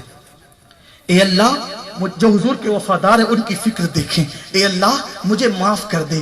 اور مولا اگر معافی نہیں ہو سکتی، تیری شان غیرت اور تیری شان عدل کا تقاضا یہی ہے کہ معافی نہیں ہوگی آج، تو مولا تو جو چاہے مجھے سزا دے دے، میں ہر سزا کا بوجھ اٹھانے کے لیے تیار ہوں. لیکن میری عرضی ہے کہ میرے اس گناہ کی خبر میرے محبوب کو مت ہونے دینا. میرے اس گناہ کی خبر میرے محبوب کو مت ہونے دینا. اگر اس گناہ کی خبر ان کو ہوئی تو ان کا دل دکھ جائے گا. مولا میں بڑے سے بڑی مصیبت اٹھا سکتا ہوں، لیکن محبوب کے دل کو تکلیف پہنچے میں یہ مصیبت نہیں سہ سکتا. اور پھر پھر ابن عبد الرحمن وہ جوان نہ وہاں بلانے گئے نہ واپس لوٹ کر گئے. پھر ابن عبد الرحمن کو کسی نے نہیں پایا. میرے آقا نے ایک دن پوچھا حضرت سلمان فارسی سے, سلمان ابن عبد الرحمن نہیں دکھتا. عرض کی آقا پتہ نہیں وہ کہاں کھو گیا. اس کے گھر والے بھی صحیح طور پہ نہیں بتا پا رہے کہ وہ کہاں چلا گیا, پتہ نہیں کہاں گیا. 1 دن 2 دن 10 دن 20 دن 40 دن بیتے تو ایک دن میرے آقا علیہ السلام نے فاروق اعظم کو اور سلمان فارسی کو دونوں کو بلایا اور بلا کے کہا سلمان اور فاروق دیکھو ابن عبد الرحمن ایک جنگل میں غار میں بیٹھ کے رو رہا ہے, اس کو بلا کر کے میرے پاس لاؤ. وہ جنگل میں بیٹھ کے رو رہا ہے. یاد رکھنا ہم کسی مردہ نبی کا کلمہ نہیں پڑھتے, جو مر کے مٹی میں مل گیا اس سے ہمارا کوئی تعلق نہیں ہے. ہم تو اس نبی کا کلمہ پڑھتے ہیں جو صرف زندہ نہیں ہے بلکہ ساری زندگی انہی کے دم قدم سے ہے, اور وہ ہماری جانوں سے زیادہ قریب ہے, وہ ہماری جانوں سے زیادہ قریب ہے. ہم ان کا کلمہ پڑھتے ہیں. ہم دن کے اجالے میں, رات کی تاریکیوں میں, فضاؤں کی بلندیوں میں, غار اور غفاؤں میں نرم نرم گدوں پہ لیٹ کے ہم کب کہاں کیا کرتے ہیں ان سے کچھ پوشیدہ نہیں ہے. جس کی نگاہ سے خدا کی ذات نہ چھپی اس کی نگاہ سے ہمارے اعمال کیسے چھپ سکتے ہیں. اللہ اکبر. میرے آقا نے فرمایا جاؤ سلمان اور فاروق اعظم سے کہا جاؤ اور ابن عبد الرحمن کو بلا کر لاؤ, وہ غار میں بیٹھ کے رو رہا ہے. اللہ اللہ. اب یہ دونوں چلے. چلنے کے بعد اس جنگل میں پہنچے جہاں نشاندہی کی گئی تھی. ایک چرواہا تھا. اس چرواہے سے کہا چرواہے کیا تو نے ہمارے بھائی ابن عبد الرحمن کو دیکھا ہے؟ وہ کہتا ہے چرواہا تمہارا بھائی کون ہے یہ مجھے نہیں پتا ہے, البتہ 40 دن ہو گئے ایک ایسا جوان اس جنگل میں آ گیا ہے کہ میں اس کا نام نہیں جانتا, علاقہ نہیں جانتا, لیکن مجھے اتنا احساس ہونے لگا ہے اس کا کوئی محبوب ہے, اس کا کوئی, دیکھو یہ اجنبی گواہی دے, اس کا کوئی محبوب ہے اور اس سے کوئی گناہ ہو گیا ہے اور وہ گناہ اپنے محبوب سے چھپانا چاہتا ہے, اس لیے وہ صرف روتا ہے اور روتا ہے, نہ کھاتا ہے نہ پیتا ہے, صرف روتا ہے. فاروق اعظم نے کہا سلمان مل گیا اپنے کو ابھی ابن عبد الرحمن. تو پوچھا کہ وہ کہاں ہے؟ کہا وہ کہاں ہے میں نہیں بتا سکتا, جب رات تاریک ہو جائے گی, جب جنگل میں وہ بہت زیادہ اندھیرا چھا جائے گا, اس وقت وہ روتے ہوئے خود آئے گا باہر نکل کر, وہ روئے گا. وہ اپنے بالوں کو پکڑ کے آسمان کی طرف رخ کرتا ہے اور کہتا ہے کہ اللہ مجھے معاف کر دے یا جو چاہے تو مجھے سزا دے دے, لیکن میرے گناہ کی خبر میرے محبوب کو مت ہونے دینا ورنہ ان کا دل دکھے گا, میں وہ برداشت نہیں کر سکتا.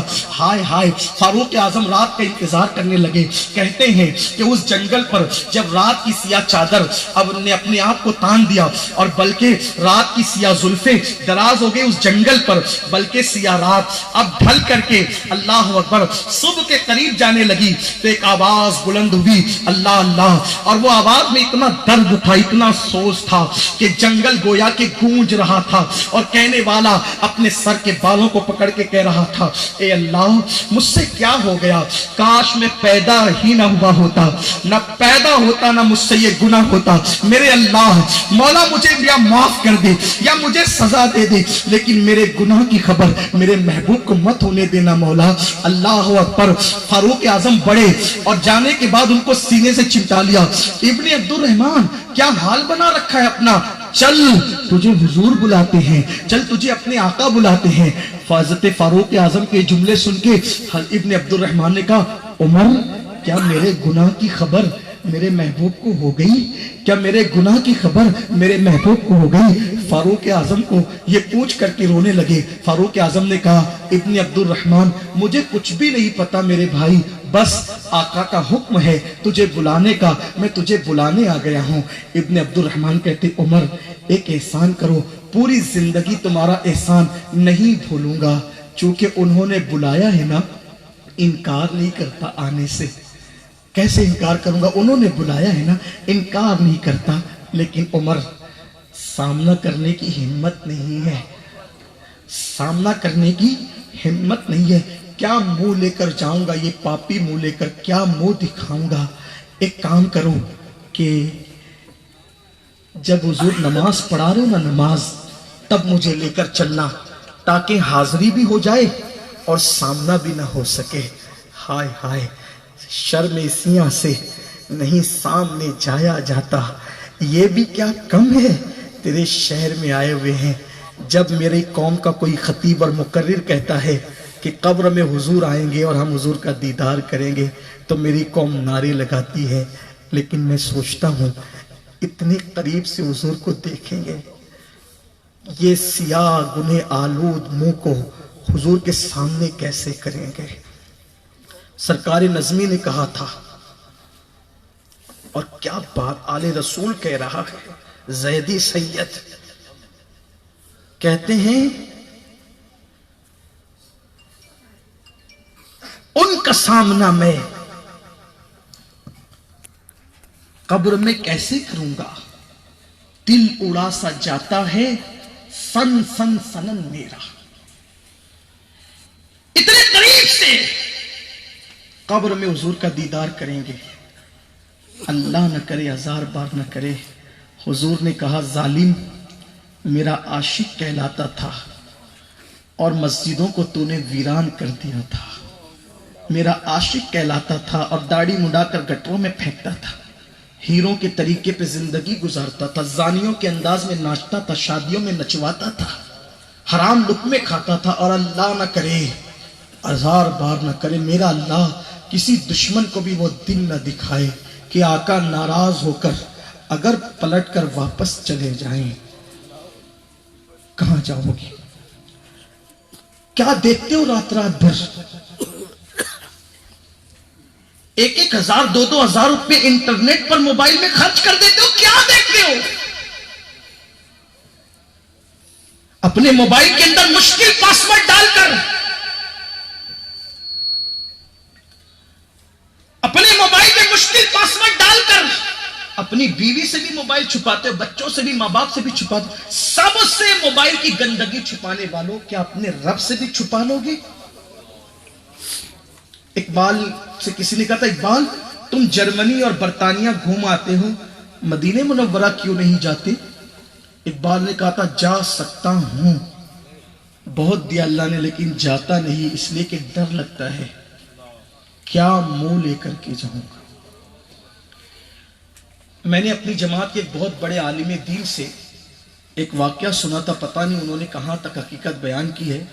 وہ کہتے تھے کہ حضور مفتی اعظمین علیہ رحمہ 2 مرتبہ حج کے لیے گئے اور دونوں مرتبہ 1 مہینہ انہوں نے مدینہ منورہ میں قیام کیا، لیکن جب وہ ایک بار ان سے کسی نے پوچھا حضور مفتی اعظم سے، شہزادے اعلیٰ حضرت سے، کہ یہ بتائیں کہ انہوں نے کہا کہ حضور کی سنہری جالی کتنی خوبصورت ہے نا، کسی نے کہا کتنی خوبصورت جالیاں ہیں، تو مفتی اعظم نے کہا تھا ہاں ہم نے بھی سنا ہے کہ جالیاں بہت خوبصورت ہیں۔ لوگوں نے کہا حضرت آپ تو 2 بار گئے مدینہ شریف، 1 مہینے رہے اور آپ کہتے ہیں ہم نے بھی سنا ہے؟ تو مفتی اعظمین نے روتے ہوئے کہا تھا کبھی جالیوں کے سامنے جانے کی ہمت نہیں ہوئی کہ اپنا چہرہ ان کو کیسے دکھائیں۔ آپ غور کریں، یہ عاشق لوگ تھے۔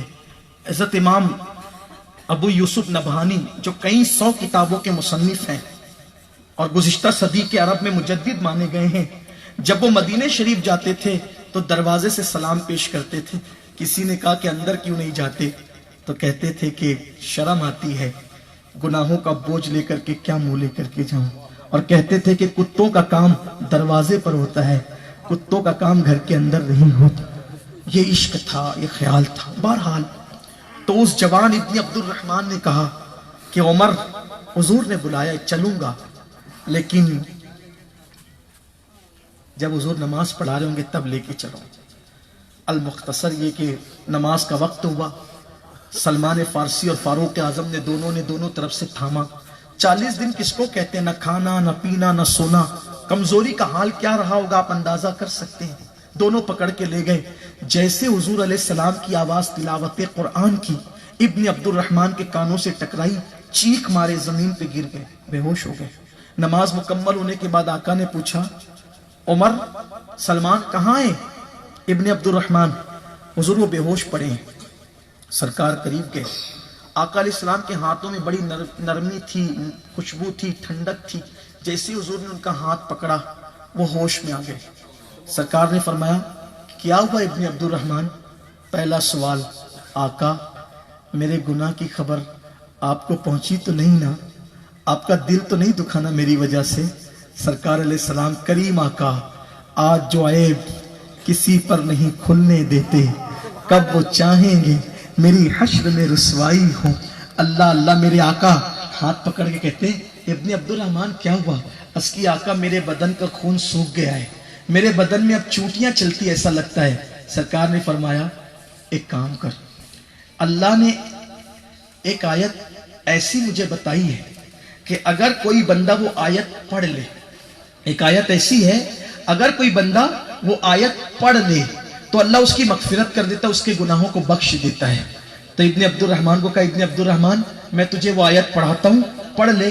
فاروق اعظم رضی اللہ تعالیٰ دیگر اصحاب موجود تھے، آقا ان کا ہاتھ پکڑے ہوئے کہتے تھے میں جو آیت پڑھاتا ہوں وہ پڑھو تاکہ اللہ تمہاری مغفرت کر دے۔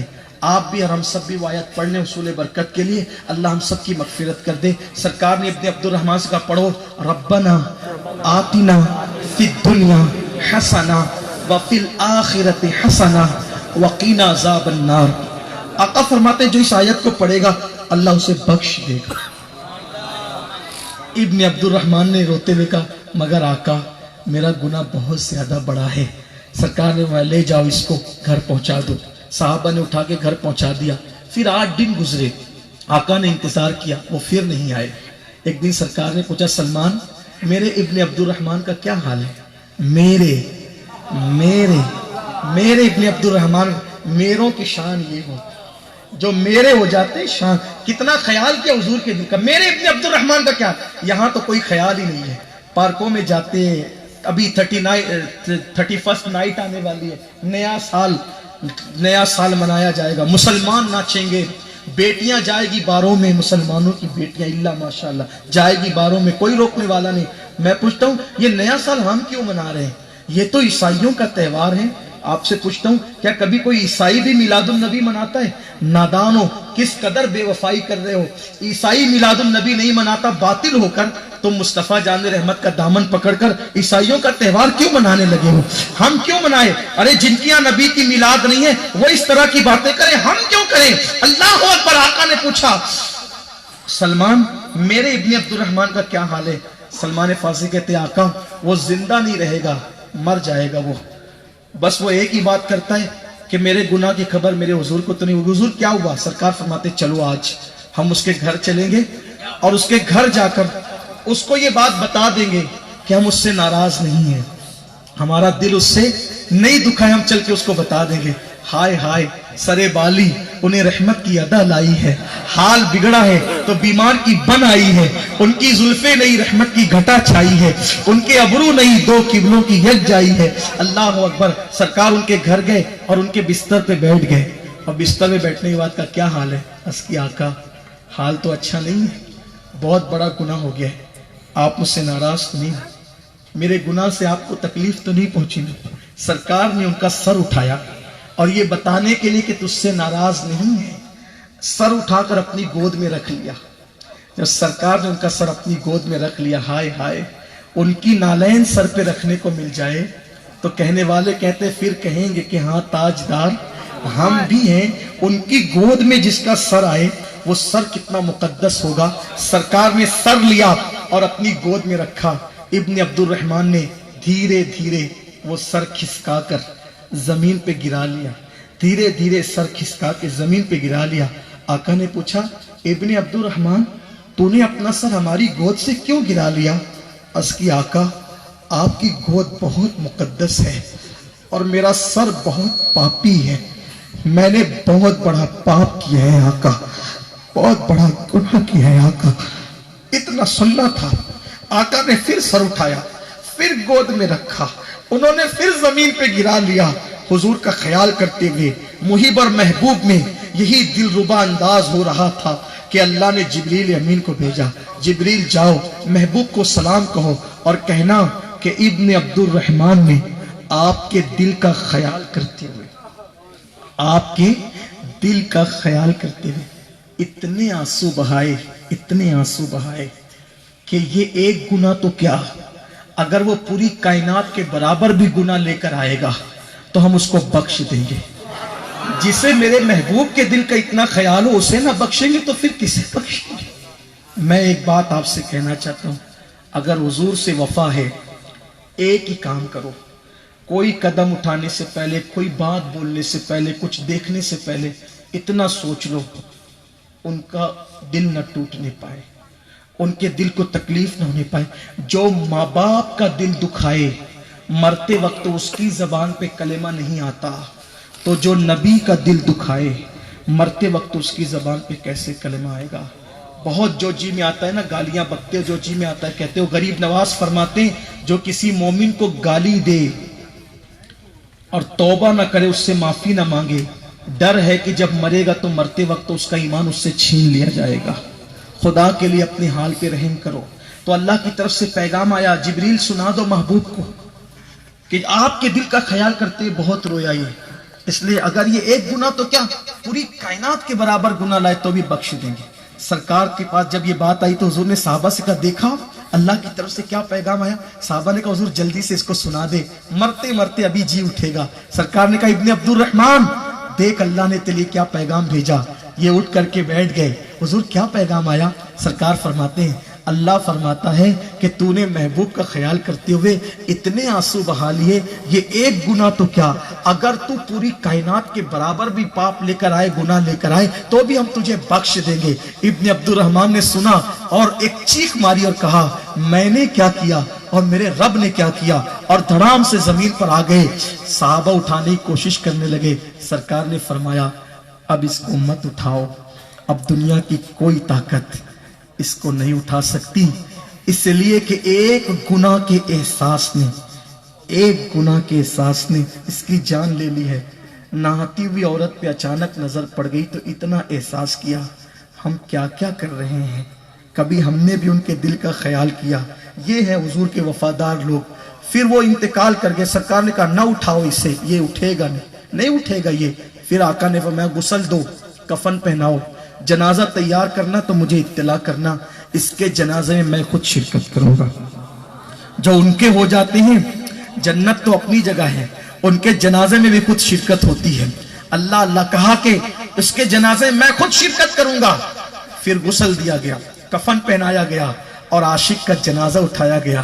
مدینے کی گلیاں تھی، صحابہ کا ہجوم تھا، اور پھر اس پر طرفہ یہ کہ صحابہ کے ہجوم میں آمینہ کا لال ستاروں کے جھرمٹ میں اللہ 14ویں رات کے چاند سے زیادہ چمکتا ہوا خرام ناز فرما رہا تھا. لیکن قربان جب جنازہ آگے آگے چل رہا تھا تو پیچھے پیچھے حضور چل رہے تھے، لیکن پیر نہیں رکھتے تھے حضور، بلکہ انگلیاں رکھ کر چلتے تھے. میرے آقا انگلیاں رکھ کر چل رہے تھے. آپ اندازہ کریں کوئی عالم، کوئی فقیر، کوئی خطیب، کوئی سید صاحب اگر پیر رکھنے کی بجائے انگلی رکھ کر کے چلیں تو آپ کو حیرت تو ہوگی. صحابہ کو بھی حیرت ہوئی، یا رسول اللہ ہمارے ماں باپ آپ پہ قربان، آپ اس میت میں پورا پیر زمین پہ نہیں رکھتے، انگلیاں رکھ کر چل رہے ہیں.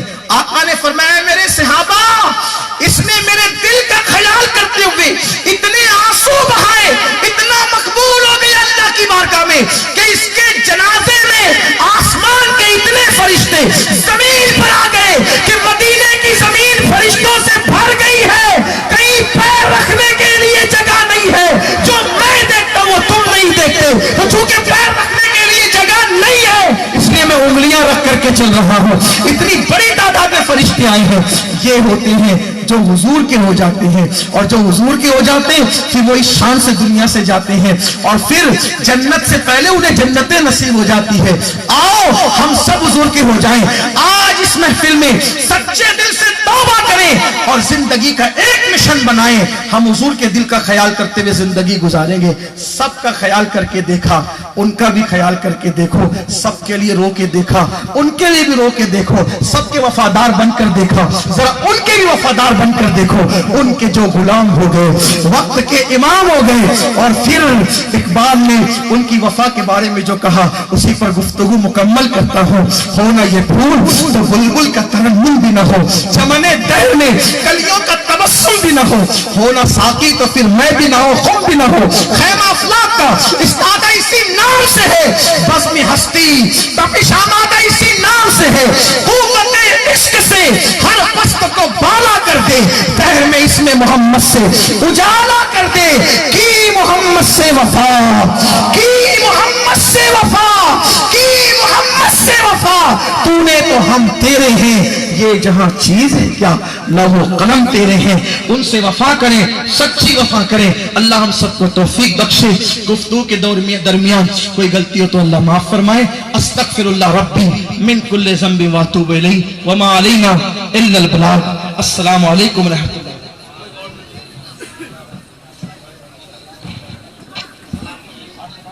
کھڑے ہو جائیں بارگاہ رسالت۔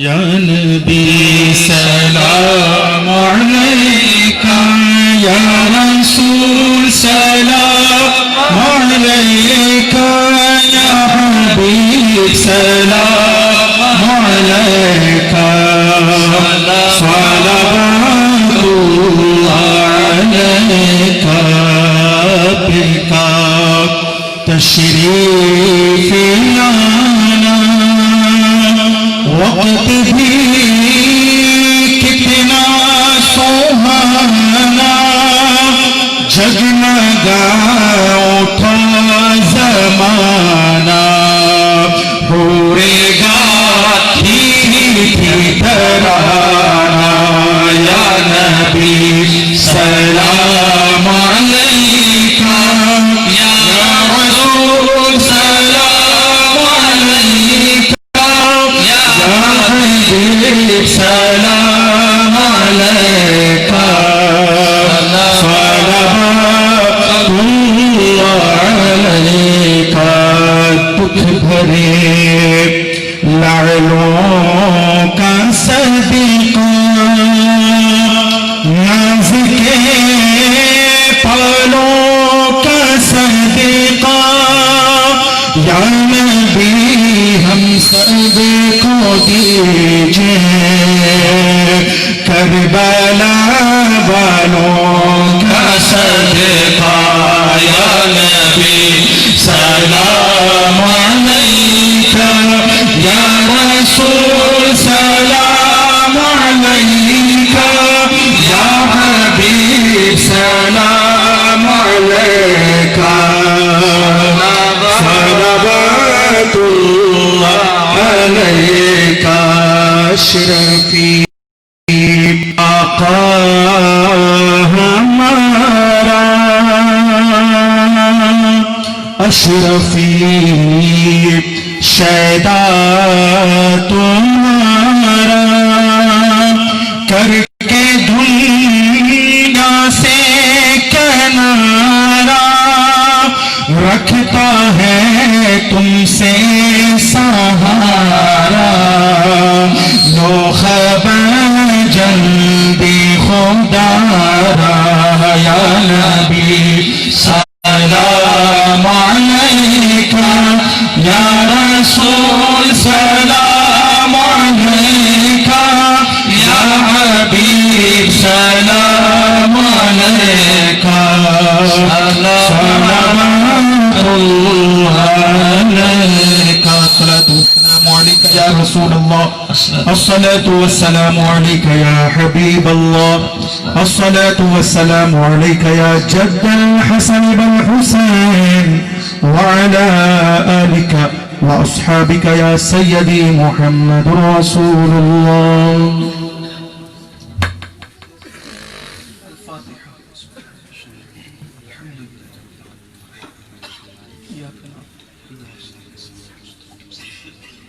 الحمد لله حمدا كثيرا كثيرا، سبحان الله بكرة وأصيلا، الحمد لله قبل كل شيء، الحمد لله بعد كل شيء، الحمد لله كما حمده الأنبياء والمرسلون۔ اللهم صل على سيدنا ومولانا محمد وعلى آل سيدنا ومولانا محمد، صلاة تنجينا بها من جميع الأهوال والآفات، وتقضي لنا بها جميع الحاجات، وتطهرنا بها من جميع السيئات، وترفعنا بها عندك أعلى الدرجات، وتبلغنا بها أقصى الغايات من جميع الخيرات في الحياة وبعد الممات، إنك على كل شيء قدير۔ اللهم يا ربنا يا ربنا يا ربنا يا ربنا، ربنا آتنا في الدنيا حسنة وفي الآخرة حسنة وقنا عذاب النار اللهم إنا نسألك العفو والعافية والمعافاة الدائمة في الدين والدنيا والآخرة اللهم إنا نسألك الهدى والتقى والعفاف والغنى إلهي بحرمة الحسن وأخيه وأمه وأبيه وجده صلى الله عليه وآله وسلم وبنيه نجي من كل غم الذي أنا فيه يا حي يا قيوم يا ذا الجلال والإكرام أسألك أن تحيي قلبي بنور معرفتك يا الله يا الله يا أرحم الراحمين يا أرحم الراحمين يا أرحم الراحمين يا قاضي الحاجات يا قاضي الحاجات يا قاضي الحاجات يا مجيب السائلين يا مجيب السائلين ارحمنا يا أرحم الراحمين ارحم على جميع المؤمنين والمؤمنات والمسلمين والمسلمات إنك سميع قريب مجيب الدعوات یا اللہ یا رحمان یا رحیم مولا اس مبارک محفل میں جہاں تیرے محبوب کا ذکر تیرے محبوب کے محبوبوں کا ذکر ہوا مولا اس محفل پاک کو قبول فرما لے ہم سب کے گناہوں کو معاف کر دے میرے اللہ رات کی تاریکیوں میں دن کے اجالے میں جب بھی جہاں بھی ہم سے جو بھی لغزشیں خطائیں گناہ ہوئے اے اللہ ہم میں کوئی ایسا نہیں ہے جو اس بات کا دعویٰ کرے کہ میں نیک ہوں مولا بلکہ ہم سے زیادہ گنہگار تو تیری مخلوق میں شاید کوئی نہیں ہوگا لیکن تجھ سے بڑا معاف کرنے والا بھی کوئی نہیں ہے مولا تو غفار ہے تو ستار ہے تجھے معاف کرنا بہت پسند ہے اے اللہ تیرے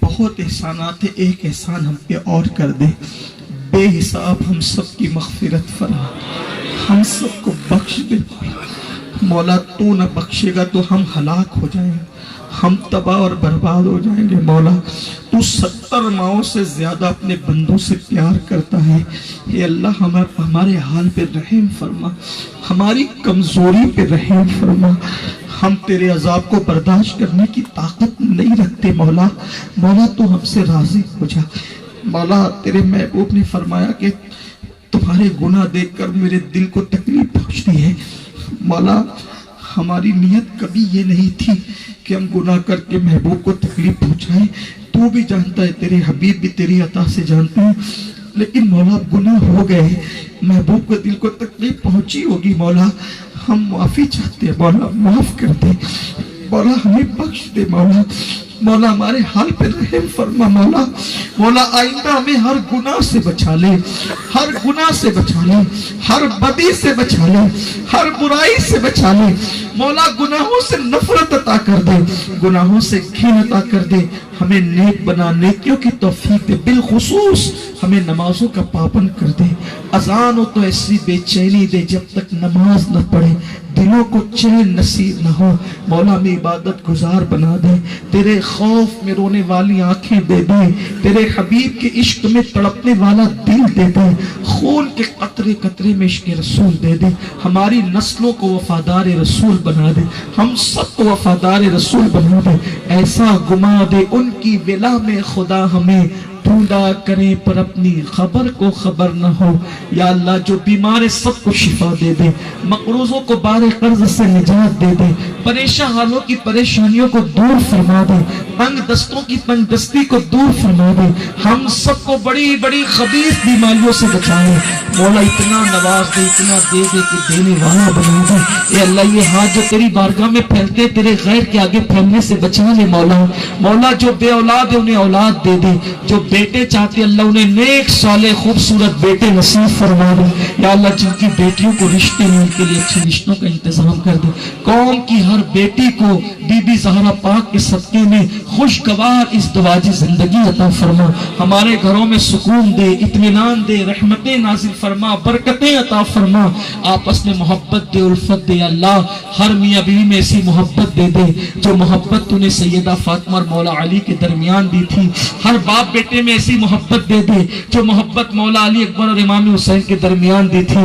ہر بھائی بہن میں ایسی محبت دے دے جو محبت سیدہ زینب اور امام حسین کے درمیان دی تھی. یا اللہ اگر سوتیلے بھائی ہے تو سوتیلے بھائیوں کے درمیان ایسی محبت دے دے جو محبت تو نے حضرت عباس غازی اور امام حسین کے درمیان عطا کی تھی. یا اللہ ہمارے گھروں کو محبت کا گہوارہ بنا دے. ہمارے گھروں میں مولا محبتیں نازل فرما, برکتیں عطا فرما. بچے بچے کو دیندار بنا دے, نمازی بنا دے. ہمارے جو بچے اسکول پڑھ رہے ہیں, مدرسے پڑھ رہے ہیں, کالج یونیورسٹی پڑھ رہے, اللہ انہیں خوب کامیابی دے, خوب ترقی دے. یا اللہ اسلام اور مسلمین کو پوری دنیا میں غلبہ عطا فرما. اسلام دشمن طاقتوں کو زیر کر دے, ان کے منصوبوں کو ناکام فرما دے. خواجہ کی ہندوستان میں مسلمانوں کو عروج اور ترقی عطا فرما. خواجہ کی ہندوستان کو پھر سے سونے کی چڑیا بنا دے. یا اللہ ایمان و سنیت پر زندگی عطا فرما, ایمان پر مدینہ منورہ میں شہادت کی موت عطا فرما. بقیع شریف میں 2 گز زمین عطا فرما. قیامت کے دن تیرے حبیب کی شفاعت سے انہی کے پڑوس میں جنت عطا فرما. یا اللہ کرم فرما دے. آج کی محفل کا انعقاد ہمارے سہیل بھائی اور ان کی پوری ٹیم نے کیا, انجمن گلشن مدینہ کے لوگوں نے کیا. اللہ تعالیٰ ان سب کے کو جو ہے زندگیوں کو مثل گلشن بنا دے, سب کو تیری شان کے لائق بہتر جزا بنا عطا فرما. یا اللہ ہمارے علماء سادات مشائخ دور نزدیک سے اللہ سب کے کمال و جمال میں برکتیں دے دے. یا اللہ ان سب کو بہتر صلہ عطا فرما. یا اللہ ہم مانگتے مانگتے تھک جائیں گے, تو دیتے دیتے نہیں تھکتا. مولا مولا جو مانگے وہ بھی عطا کر دے, جو نہ مانگ سکے وہ بھی تیری شان کے لائق عطا کر دے. یا اللہ تجھے بندوں کو دینا بہت پسند ہے. تیرا وعدہ ہے ادعونی استجیب لکم, مجھ سے مانگو میں ضرور عطا کروں گا. اے اللہ ہم تجھ سے تیرے کرم کا سوال کرتے ہیں, تجھ سے تیری رحمت کا سوال کرتے ہیں. وہ دے دے دنیا بھی بھلی ہو جائے, آخرت بھی بھلی ہو جائے. وہ دے دے دنیا بھی سنور جائے, آخرت بھی سنور جائے. دنیا اور آخرت کی ذلت و رسوائی سے بچا لے. مولا ہماری بری تقدیروں کو بھلی فرما دے. یا اللہ ہم سب پر کرم کی نظر فرما. ہمیشہ کے لیے تو ہم سے راضی ہو جا, تیرے حبیب کو راضی فرما دے. ہم سب سے دین و سنیت کا مسلک حقا اہل سنت و جماعت کا وہ ہم سے کام لے مولا, جس سے تو اور تیرے حبیب راضی ہو جائے. یا رب بالمصطفیٰ بلغ مقاصدنا واغفر لنا ما مدى یا واسع الکرم. الہی بحق بنی فاطمہ کہ بر قول ایما کنم خاتمہ, اگر دعوتم رد کنی ور قبول, منو دست دامان آل رسول. یا ایہا الذین آمنوا صلوا علیہ وسلموا تسلیما. اللہم صل علی سیدنا مولانا محمد معدن الجود والکرم وآلہ الکرام وابنہ الکریم وامتہ الکریمہ. یا اکرم الاکرمین وبارک وسلم صلاۃ وسلام علیک یا جد الحسن والحسین. سبحانک اللہم وبحمدک اشہد ان لا الہ الا انت استغفرک واتوب الیک. الہی خیر گردانی بحق کے شاہ جیلانی وافوض امری الی اللہ ان اللہ بصیر بالعباد برحمتک یا ارحم الراحمین بحق لا الہ الا اللہ.